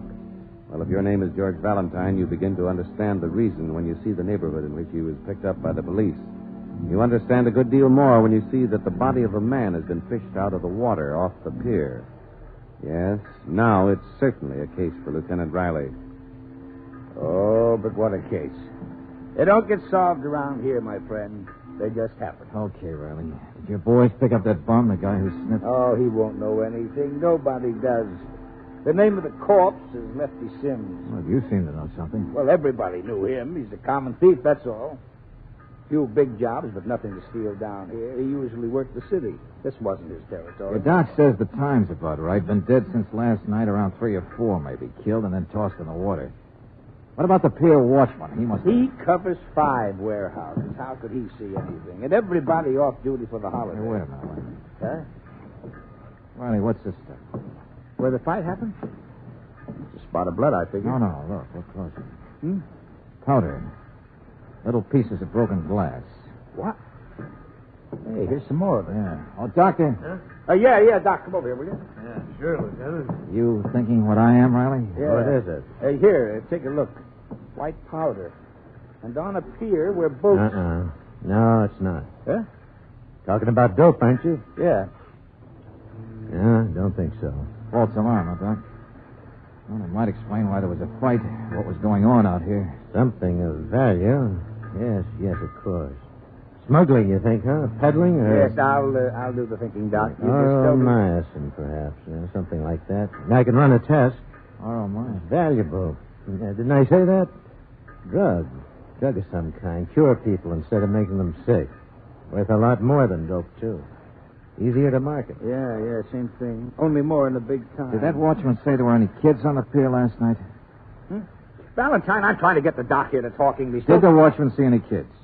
No. Okay, so long.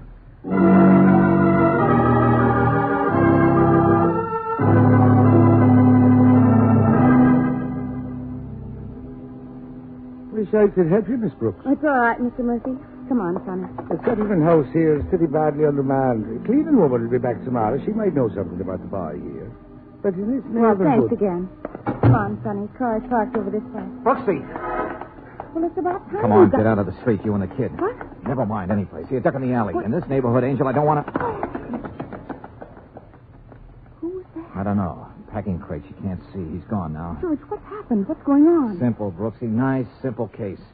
My guess is the kid here was an eyewitness to murder. It'll be a simple case if he isn't murdered.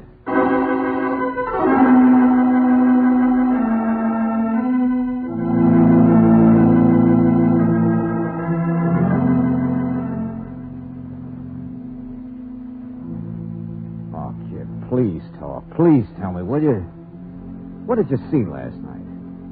Look, nobody's going to hurt you. I won't let him. But you must have seen things like this plenty of times before, kid. I don't mean murder, but you grew up in a tough place. And you're not going to do anybody any good if you just... Yes, he just cried. George, I'm taking him home. You can solve your own fancy waterfront murders. Okay, I'll leave him alone. But which one are you covering for, kid? Only a few men around that pier last night. Which one is that important to you? All right, maybe you've given me the answer at that, without talking.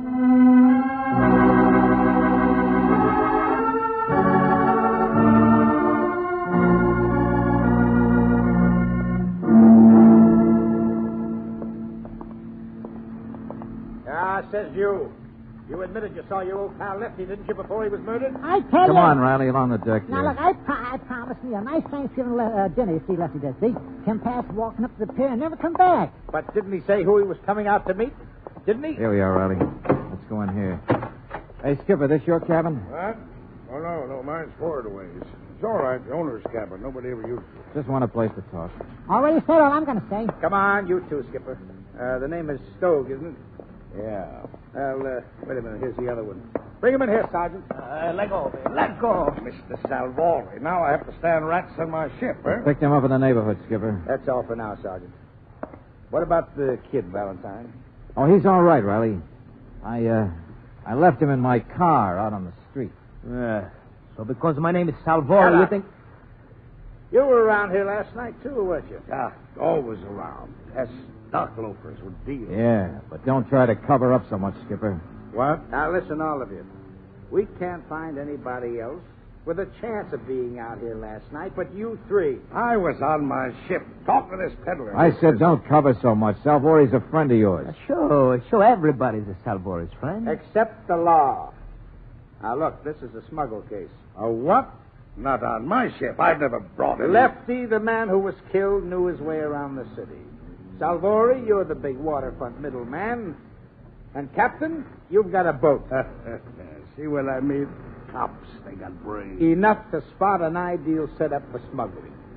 Captain Stogue, you bring it in. Salvori picks it up, gets it through customs, and Lefty fit it in someplace in the city. I think you're crazy. Somebody was waiting a little while ago to waylay Miss Brooks and a kid who was an eyewitness. Brooks? Skipper, you're too fat to run down an alley like he did. Sure, I heard his steps. Sniffy just shuffles. So tag, Salvori, you're it. Because now I know why you ran the first time when we saw the body. It's what proves you guys work together. No, I know you're crazy. Because on the pier earlier, you came up yelling to the skipper something about a woman. Well, the woman must have been Miss Brooks. You'd seen her with a boy. The witness the two of you have been trying to find. Sure, Skipper, you were looking for boys when I first met you, too, weren't you? My cigars. That's all, my cigars. Never mind, Salvori. The kid out there is going to give us the whole story, and a lot straighter than you ever would. Because I finally figured out his whole story. I never been mixed up in no smuggle. Sure, and never in a fight or used a knife. Why did you do it? Lefty try a double cross on you, too? You're under arrest for murder, Salvori. Come on, I'll take him out for you, Riley. Let go. You take the other two. But I'm not mixed up in this. Material witness. And accessory for you, Captain. No, please, no. Come on, out the door. Meet you on the pier, Riley. Hey, you, Salvori, wait a second. Nobody's going to arrest. Salvori! Grab him, you idiot! Hold it! Come on, there he goes, down the plank. Yeah, headed farther up on the pier, up toward the warehouse. Salvori! Do you think the sergeant saw him? Yeah, sure. He'll get him all right. Well, that was a nice act. Yeah, good idea. Now, come on. Car's back the other way. Yeah. Hey, did you notice that empty cabin on the ship? Yeah. Grease stains on the pillow? Yeah, empty, huh? I'll bet Salvori's even been traveling with the skipper. Sure, it's a smuggling ring, all right. Still confused, aren't you, Riley? Huh? Oh, it was originally a smuggle, sure. But never mind. You'll never prove anything on this bunch unless you catch him in the act. And, Riley, we're going to do just that.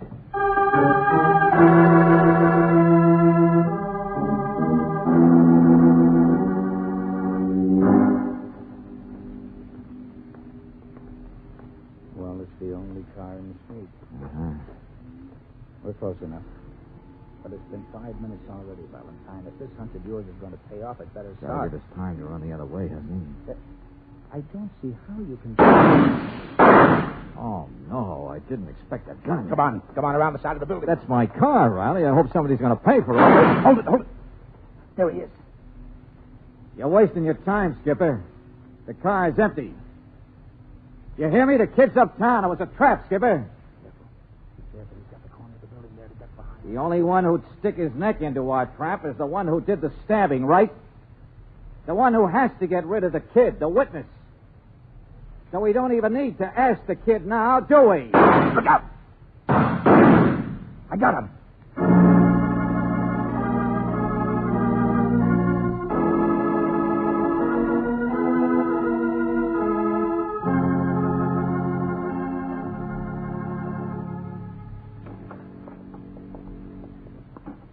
Lieutenant Riley's still at the hospital, George. He says he'll get his confession from Captain Stoke, all right? Keep it down, will you? The kid's in there. I'm trying out a system. We write each other notes. What about the smuggle stuff, those drugs? They searched the ship yet? Yes, they've already found some drugs hidden, but I don't understand. What did you say, writing notes? What don't you understand? How the smuggle works? With a thief, a middleman, and a skipper involved? The drugs that couldn't be sold in this country except through the proper channels, but would sell for a fortune in Europe or on the black market? Oh, you mean it was to be smuggled out of the country? Mm-hmm, that's right, Brooksy. And Lefty, the guy who was killed, stole the drugs and delivered them last night. But he got a knife instead of a payoff.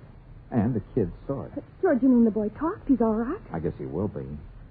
See, I was afraid he was, well, maybe the skipper's son or something. Yeah, I know. But psychic shock, his refusal to talk. But he's not. He's only known him for a few weeks. Kid didn't even know where he fitted into the plan until a few days ago. Oh, George, for heaven's sake. He doesn't have any parents, Brooksy. Just a waterfront kid. But not nearly as tough as he acts. What's missing in the smuggle setup? There's customs on the other side, you know. Who gets the goods into the other country, off the ship? The boy? You mean he was a part of Nobody can stop him all over the world. Up and down like monkeys. Perfect, isn't it? Yeah. If you'd been with me, you should have noticed. Empty cabin on the ship with grease stains on a pillow. But Salvori is bald. We'd better buy some shampoo for that kid, by the way. He was aboard that ship. Yeah, he saw the captain go ashore to meet Salvori and Lefty. He saw the murder. Then he broke out and got away. George, let me talk to him. This ridiculous business of writing notes... Oh, sure, he'll talk now. Just been scared to death, that's all. And all he wanted was to be happy. He was expecting to be happier than he'd ever been before. George, if you don't stop playing clairvoyant... Well, the captain's the only one who could have brought the kid. Therefore, made him afraid, made him run ashore. Therefore, Brooksy, the skipper was it. Well, don't you remember how the kid reacted when I asked him to go to a football game? Just puzzled? George, he is writing. Sure he is. Gives me more time to look the words up in the dictionary. Hello, mademoiselle. Oh! Sure, Angel. That's why I wouldn't talk before. He wants to stay in this country. Afraid we'd find him out. He's from Marseille. He's French. Oui, Marseille. Mais j'aime l'Amérique. Et monsieur, il dit que... Hey! Friends.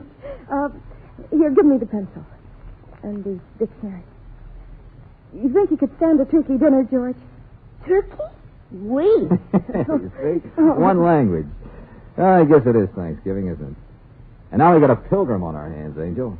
A hungry little pilgrim.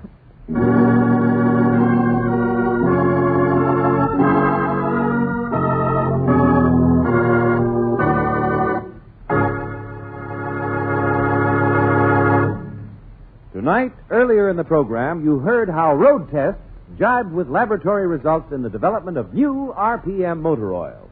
You have been taken step by step along the path followed by our scientists in bringing you this new oil years ahead of its time. From the first survey to determine what the ideal motor oil should be, through the ultimate proof in an automobile engine, you've heard the new RPM story firsthand. Now discover it yourself, firsthand. It's sold with a money-back guarantee of satisfaction at standard stations and independent Chevron gas stations, where they say and mean, we take better care of your car.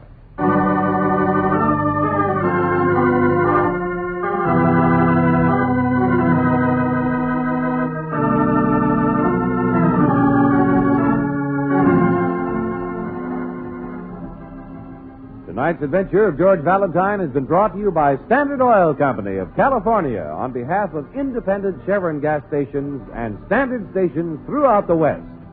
Robert Daly is starred as George with Virginia Gregg as Brooksy. Let George Do It is written by David Victor and Jackson Gillis and directed by Don Clark. Wally Mayer is Lieutenant Riley. Alan Reed was heard as Stogue. Dick Ryan as Sniffy. Anthony Barrett as Salvori.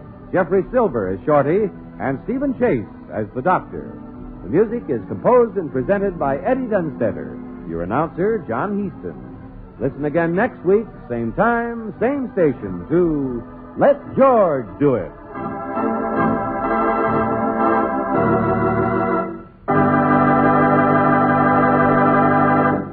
Your community chest helps care for homeless and neglected children in your own neighborhood.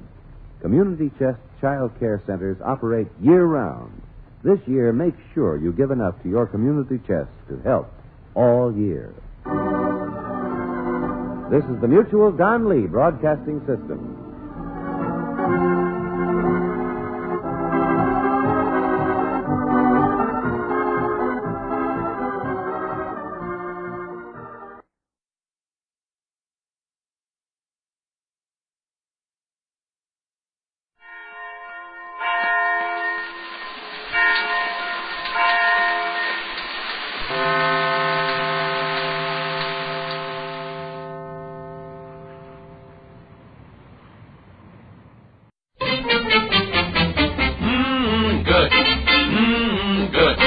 That's what Campbell soups are. Good.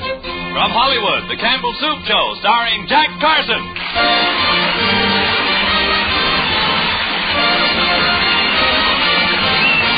Yes, listen to Jack Carson, Freddie Martin and his orchestra, Arthur Treacher, Jack's nephew Tugwell, played by Dave Willock, little 8-year-old Norma Jean Nilsson, Irene Ryan, and yours truly, Del Charlotte. Say, maybe you haven't tried Campbell's beef noodle soup, but you surely ought to right away. As soon as you get a whiff of it, you'll know there's good eating ahead. But dip in your spoon and get the full-flavored beef taste of the hearty broth. Good. Homey egg noodles, too, steeped in the taste of beef, and lots of generous-sized pieces of beef. Yes, ma'am, here's one of Campbell's newer soups that you sure don't want to miss. In fact, once the family tastes it, they'll be asking you to have Campbell's beef noodle soup often. So let them have it soon, won't you?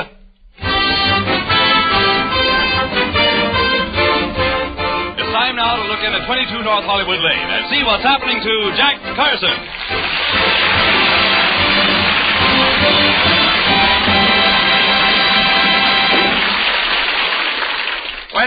When was it that my studio called, Treacher? About half an hour ago, sir. They said that due to the fact that they're behind on their shooting schedule, you'll have to work on Thanksgiving Day. Work? Sure, I hate to work on a holiday, but, well, maybe they know what's best. Oh, Uncle Jack, what do you let him push you around like that for? Are you afraid you might lose your job? Well, no, but... You're a big important star out there. You ought to threaten to quit. Quit? Sure. If you're not there, who's going to be their romantic lead? Well, yeah, that's right. And who's going to play those big dramatic parts? Yeah, that's right. And who's going to Simonize Mr. Warner's car? That was only the first year of my contract. I could call them up and tell them I didn't feel well, but they'd never believe that. I'm such a perfect specimen of manhood. I guess I'd better show up there tomorrow. Well, gee, Uncle Jack, if you're not here, it won't even seem like Thanksgiving. I think I have a good suggestion, sir. What's wrong with having our Thanksgiving dinner today? Say, that is a swell idea, Treacher. We can be thankful today as well as tomorrow. Yeah, will we have turkey and everything the same as usual? Oh, sure. Treacher, will you need anything from the store? No, sir, I have most everything. I stocked up in anticipation of the holiday. However, we will need a bird. Oh, of course, naturally, yes. Come on, Tugwell. We'll go down to the butcher shop and see about getting a turkey. Okay, let's go. Yeah, let's go out the back way, huh? I want to see how Dennis, my rooster, is getting along. Yeah, he sure likes that coop you built for him. Yeah. There he is over there eating some corn.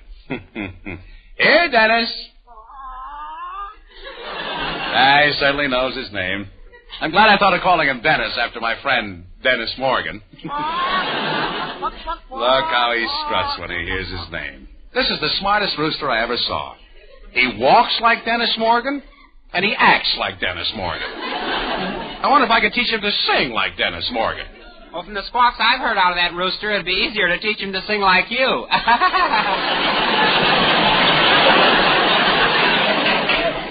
Very funny, Tugwell. Come here, Dennis. Now stop eating that corn. I want to show Tugwell how bright you are. Now listen. One alone. Listen, Dennis, listen. One alone.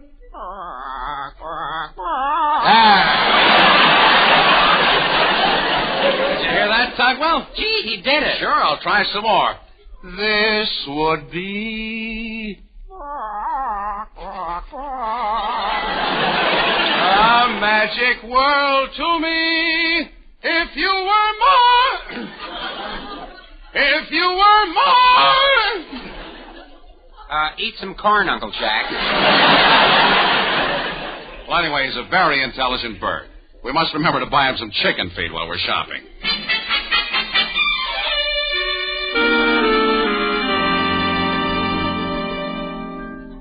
Uncle Jack, we're not going in this butcher shop, are we? We were in here 2 weeks ago, and the prices were sky high. Yes, I know, but I thought they might have some Thanksgiving specials. Let's go in. Well, gee, this doesn't even look like a butcher shop. Look how high class everything is. Yeah.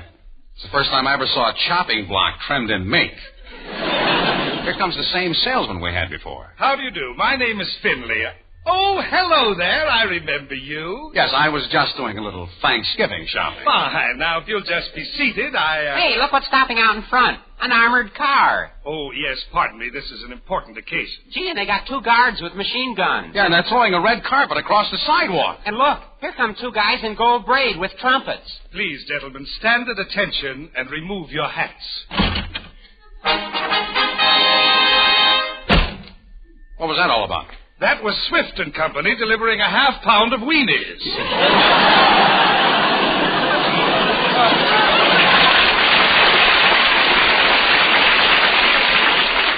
Oh, I see. Now, if you gentlemen will be seated on this love seat with the zebra stripes, I'll show you our merchandise. Well, what I had in mind... I can see that you'd only be interested in the better things, and I have something I'm sure you'd love. Here.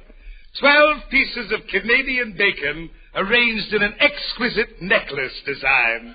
And in the front are 2 pieces of liverwurst entwined in a lover's knot. Aren't they just gorgeous? Yes, they are, especially on that chinchilla platter. But I can see that you're still not pleased. Well, no. By the way, Mr. Finley, what is it that you have displayed over there with the spotlight shining on it? Oh, you mean in the platinum showcase? Yes. Of course, you've heard of the Hope Diamond? Oh, yes. Well, that is the famous Moskowitz salami. It was smuggled out of Russia. And if they knew we had it, would Molotov be sore and burned? Well, Mr. Finley, we wanted something for Thanksgiving. Of course. How about that little roast pig over there with the apple in its mouth? Oh, yes, that roast pig with the apple. How much is that? $47. $47? Yes, of course, the pig is extra. Look, I know I'm a fool for asking this, but how much would it cost for a turkey? Well, how much were you thinking of spending? $2.50.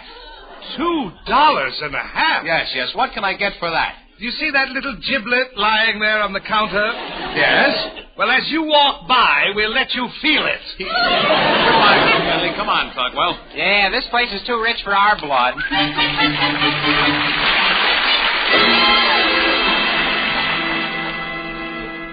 And that's just the way it was at every market I went to, Preacher. Turkeys are just too expensive. Well, we must have some sort of a fowl, sir. It won't be Thanksgiving without one. Well, we could have a substitute, like we did that year when things were tough. Remember those things I fixed up? They looked exactly like turkey legs. Yes, but they didn't taste like turkey legs. After all, sir, enchiladas with feathers on them. If you close your eyes, you can hardly tell the difference. Mr. Carson, I have the cranberry sauce and dressing all fixed. We've just got to have a bird to roast. A nice fat one.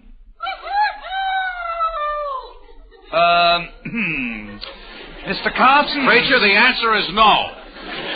I'm saving Dennis for my poultry business. Besides, I just happen to think Miss Ryan down at the bookstore has a friend who raises chickens. You know, the one we bought Dennis from, that Mrs. Jenkins? I've lost her address, but I'll go down there pretty soon. I'm sure that Miss Ryan can tell me exactly. Come in. Hello, Mr. Teacher. Hello, Mr. Carson. Hello, little one. How are you, Norma Jean? Fine. Gee, whatever that is you're cooking sure smells good. Yeah, that's dressing. You see, we're having our Thanksgiving dinner one day early. Would you like to come over and eat with us? Are you going to do the cooking? Well, some of it, yes. We'll have roast turkey with all the fixings, and that's one dish that I'm expert on. Well, I wouldn't say you were such an expert, sir, from the way you did it last year. It took you 3 hours to put the stuffing in the turkey. Well, that wasn't my fault. The turkey had a very small throat.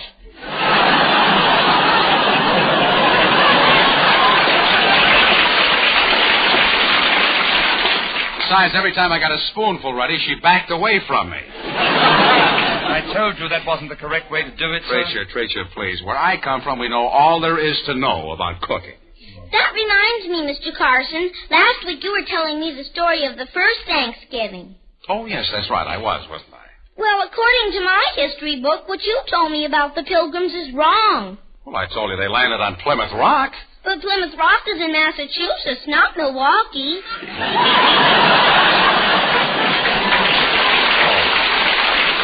Are you sure it's in Massachusetts? Yes. Well, since the Republicans got in, they probably moved it. And my teacher said you must have made up that story you told me about Pocahontas. Well, I'll explain that to you some other time, honey. What did he tell you about Pocahontas? Mr. Carson said that Pocahontas had a date with Miles Standish every night. Yes, that's right. He used to paddle her canoe up the Milwaukee River and meet him in back of his brewery. Miles Standish had a brewery? That's what the history books don't tell you. His full name was Miles Standish Schlitz. Oh, I'll tell my teacher about that. I'll bet she doesn't know it. I'll bet she doesn't either. All right, honey, try to come over tonight if you can, huh? Oh, I'll be here. Goodbye. Treacher, you keep right on preparing the dinner. I'm sure Miss Ryan's friend can spare a bird for us. I'm going down to see her right now. Very well, sir. Cheerio. Cheerio. Thanksgiving. Boy, I'm glad I'm living. Oh, hello, Del. What are you doing over this way? Hi, Jack. I was just looking over your fence and admiring that rooster of yours. Are you fattening him up for Thanksgiving? Oh, no. No, not that rooster, Del, but we are going to have chicken. I was just going down to Miss Ryan's to see about it. Well, Jack, I'm walking that way. I'll walk along with you. Good. So, you know, Jack, it ought to be a great Thanksgiving this year. People have a lot to be thankful for. Yes, they certainly have, Del. Just think, back in the old days, if the Pilgrims wanted a turkey, they had to go out and shoot it with a bow and arrow. But nowadays, there's plenty of meat. Yeah. All you have to do is shoot the butcher with a bow and arrow. By the way, Del, what are you having for dinner on Thanksgiving? Oh, the usual thing, turkey and stuff like that. Yes, I know, but what are you starting the meal with? Oh, just a word of thanks. I know this can't last. What I mean is, what's the very first thing you'll have with a meal? You know, it starts with C. Oh, sure. Celery. Yeah. Del, I think you'd better say something about you-know-what, or we'll both have our Thanksgiving dinner you-know-where. Why, Jack, what are you trying to say anyway? Del, when I said, how are you going to start your meal, I thought you would say, with Campbell's beef noodle soup. Oh, naturally, we're going to start off with Campbell's beef noodle, but there's no reason to mention it. There isn't? No. Everybody knows that Campbell's beef noodle soup is an unbeatable invitation to any meal. Oh, pardon me, all the pieces. You know, I don't understand you, Jack. You think that all I ever talked about was soup. Well, isn't it? Well, no. There are lots of things in the world besides Campbell's soup. Tell what you said! Well, for example, this is a beautiful afternoon. Well, just look up there at those beautiful clouds in the sky. What a pretty formation. Mm-hmm. Why, they're delicious. They look almost good enough to eat. Here it comes. Yep, they sure are beautiful clouds. Huh? Oh, Del, forgive me. I misjudged you. I thought you were going to say that so many clouds reminded you of the many generous-sized pieces of good lean beef that Campbell's use in their beef noodle soup. You did? Yeah. That's silly. Yes, it is, isn't it? Well, even though Campbell's do put lots of tender pieces of beef in their noodle soup, the clouds wouldn't remind me of that. They wouldn't? No. But with the sun shining on them, those clouds do remind me of the golden egg noodles. It's no use. You can't win. Yes, Campbell's beef noodle soup is thick with homey egg noodles. And wait till you get a whiff of that good beef aroma. You'll say, good, and you'll come back for more. Uh-huh. Well, Del, I turn off right here. I'll see you later. Huh? Okay, Jack. I hope you get that chicken you're going after. So do I. So long.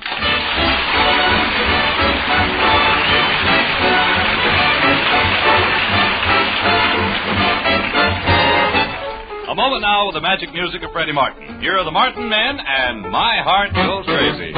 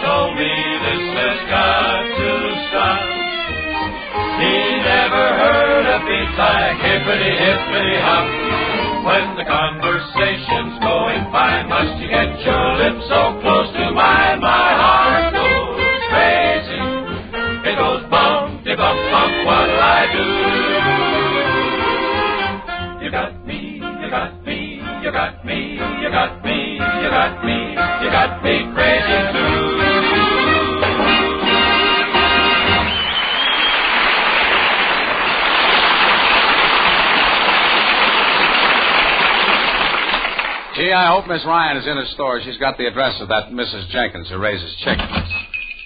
Oh, hello there, Mr. Carson. Hello, Miss Ryan. Say, I lost the address of that woman who has the chickens for sale. Oh, you mean Mrs. Jenkins? Mm-hmm. She lives at 445 Maple Street. 445 Maple. Thank you, Miss Ryan. Is that all you wanted to know? Yes. Thank you, Miss Ryan. Don't you want to know how I feel? How you feel? Yes.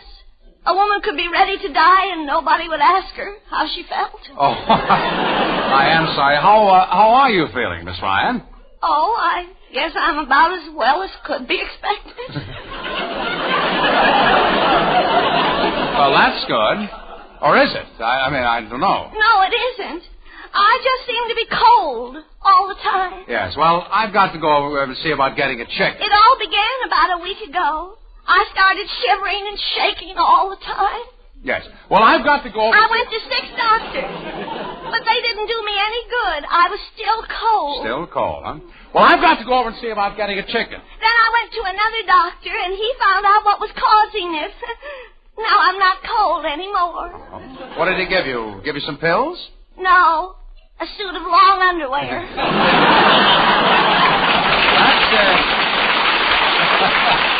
That's good. Now you're warm and everything is fine, huh? No, it isn't. Now I've got the itch. Yes. Well, I've got to go over and see about getting Of course, I could stand that, but it seems like I'm tired all the time. Well, I've got to go over and see about getting I bet I climb those stairs to the balcony 30 times a day, up and down, down and up and down. Well, I've got to go over and see about getting down and up and up and down. I've got to go over and see about getting A woman came in yesterday and wanted to buy some potted plants. And they're up on the balcony. Potted plants are on the balcony, huh? Well, I've got to go over and see I brought down a geranium, but she didn't like it. She wanted to know if I had a trailing arbutus. I told her if she climbed those stairs as many times as I did. Yes, yes. I've got to go over and see Mrs. Jenkins about a chicken for Thanksgiving. See you later, Miss Ryan.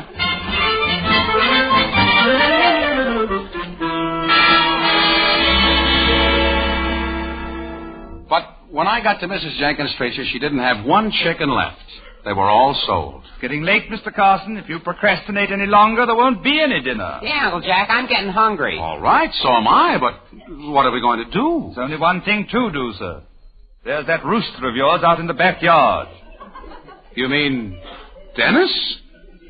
You mean eat Dennis? Certainly, sir. Since you purchased him, he's been nothing but a liability. $1 a pound for feed. He doesn't lay eggs. You see, I know all of that. Well, maybe you're right. I hate to sacrifice him, though. Oh, so there's no use being soft-hearted about it? Soft-hearted? Who's soft-hearted? I'll go out there right now and stand there while you kill him. Oh, no, sir. You bought the rooster and you finish him off. Sure, don't be a sissy, Uncle Jack. Here's the hatchet. It's all sharpened. Hatchet? Gee, we don't have to kill him that way, do we? Well, sure. How else? Well, it's so deliberate. If he has to die, I'd like him to think it was accidental. Maybe I could get him to try to cross Sunset Boulevard.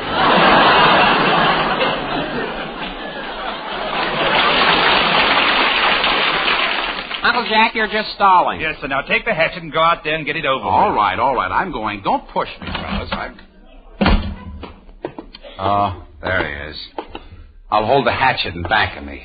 No use getting him all upset. Here, Dennis. Here, Dennis. He's staying away from me. Here, Dennis. Come on over here and see what Uncle Jack has got for you.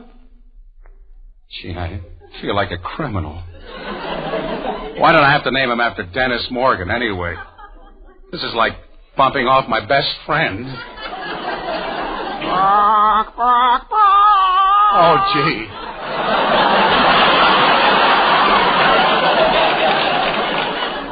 Gee, he even remembered one alone. No, don't look at me with those blue eyes, Dennis.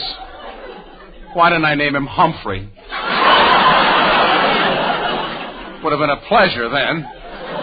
Oh, here he comes now. That's a good rooster. Now, look, Dennis. I want to talk to you man to man. Yes. Look, I've got some bad news for you, and I hope it won't come as a shock. Did your father ever tell you about the facts of life? You know, about chestnut dressing and pressure cookers? I wish he'd stop looking at me. Yeah, well, I don't know how to say this, but Dennis, you're going on a long trip. You're going to Rooster Heaven.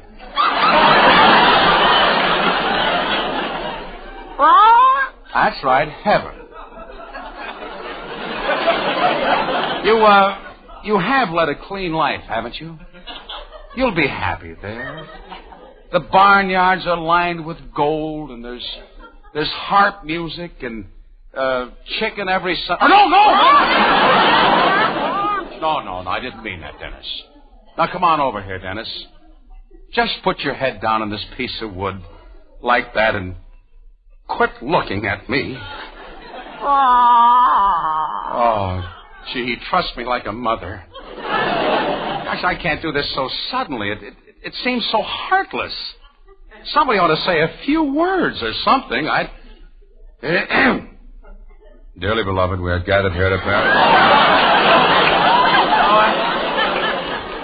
I just can't go through with it, that's all. Dennis, you're more than a rooster to me. I can't do it.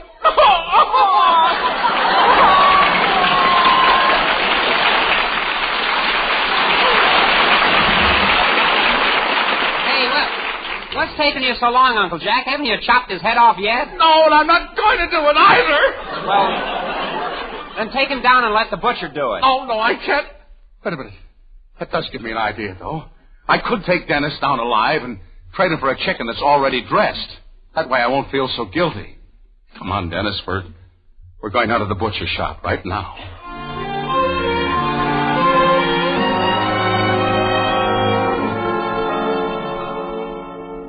So, will that be okay with you, mister? Sure, if you want to trade that live rooster for a dressed chicken, it's all right with me. Here's a fat hen, all ready to cook. Okay. Goodbye, Dennis. Oh, mister. Yeah? You won't hurt him, will you? No, I don't hurt him. I just take him by the neck in me 2 hands and... You mean... Yeah, it's all over in a second. Oh, I'm a criminal. I'm a low-down, black-hearted skunk. I shouldn't be allowed to stay in the same world with decent roosters. Goodbye, Dennis.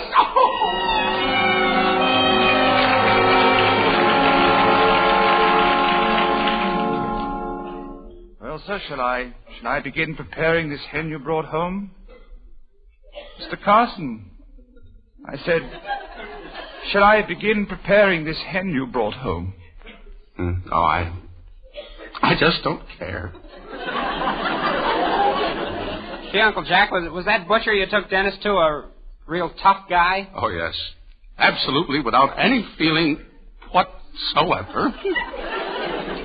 I'm not hungry now. I've lost my appetite. I never thought I'd feel this way, sir, but I miss the little fellow, too. Richard, please, let's just not discuss it any longer, shall we? He never did anybody any harm. He didn't deserve to die. Richard, please. When I think how he used to take the corn right out of my hand. He was so innocent and trusting. Richard, you're crying into the dressing. Yes, sir, but it needs a little salt. Gee, right about now, I'll bet that butcher's got Dennis stretched out on the chopping block. Tugwell, please. Yeah, he'll lop his head off. Tugwell, please. See, and just when you were teaching him to sing One Alone. Yes, and he sang it just like Dennis Morgan does. Flat.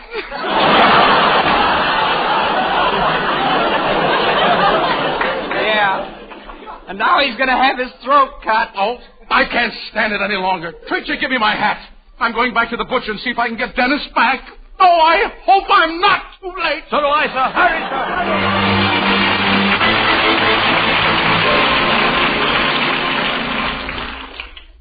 Well, if this isn't the traditional thing to have for Thanksgiving dinner, but they aren't bad with cranberry sauce on them. Yeah, they're pretty good flapjacks. I don't mind, sir. Somehow I like it better this way. Yes, so do I. Would you like another flapjack, Norma Jean? Yes, I'd like one. Okay, there you are. How about you, Tugwell? Sure, I'll have another. Okay, there. And, Tricia? Yes, sir, I could eat another. Okay. How about you? Would you like a little more syrup on yours?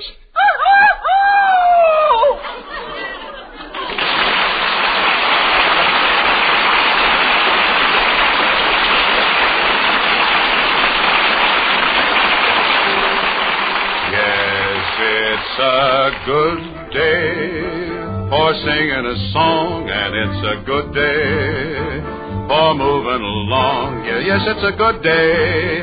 How could anything go wrong? A good day from morning till night. Yes, it's a good day for shining your shoes, and it's a good day for losing the blues.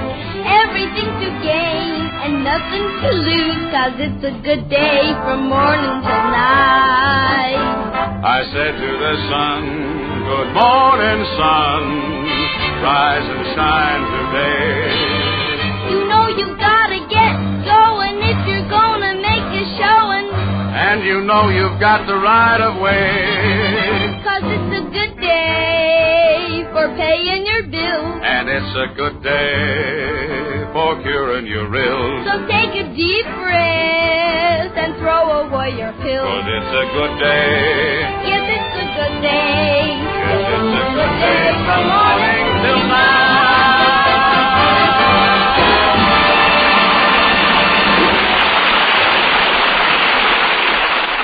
Jack Carson will be back in just a moment. Tell me, have you tried Campbell's beef noodle soup? Everyone who has says it's delicious, and you will too. It's made from plenty of lean beef, simmered long and slowly for a hearty, full-flavored beef stock. Then golden egg noodles are added, and lots of generous pieces of beef. Good. Yes, and Campbell's beef noodle soup is plenty hearty and nourishing too. You'll find that together with a sandwich and a glass of milk, it makes a grand school day lunch for the youngsters. And wait till you see Dad smile at supper time when he dips into a savory plateful and gets that good beef taste. You'll find there'll be lots of times when meal getting is a simple, easy business with Campbell's beef noodle soup on hand. Remember to put it on your market list and keep it on your shelf. That's Campbell's beef noodle soup. Good. Good. That's what Campbell's soups are. This is CBS, the Columbia Broadcasting System.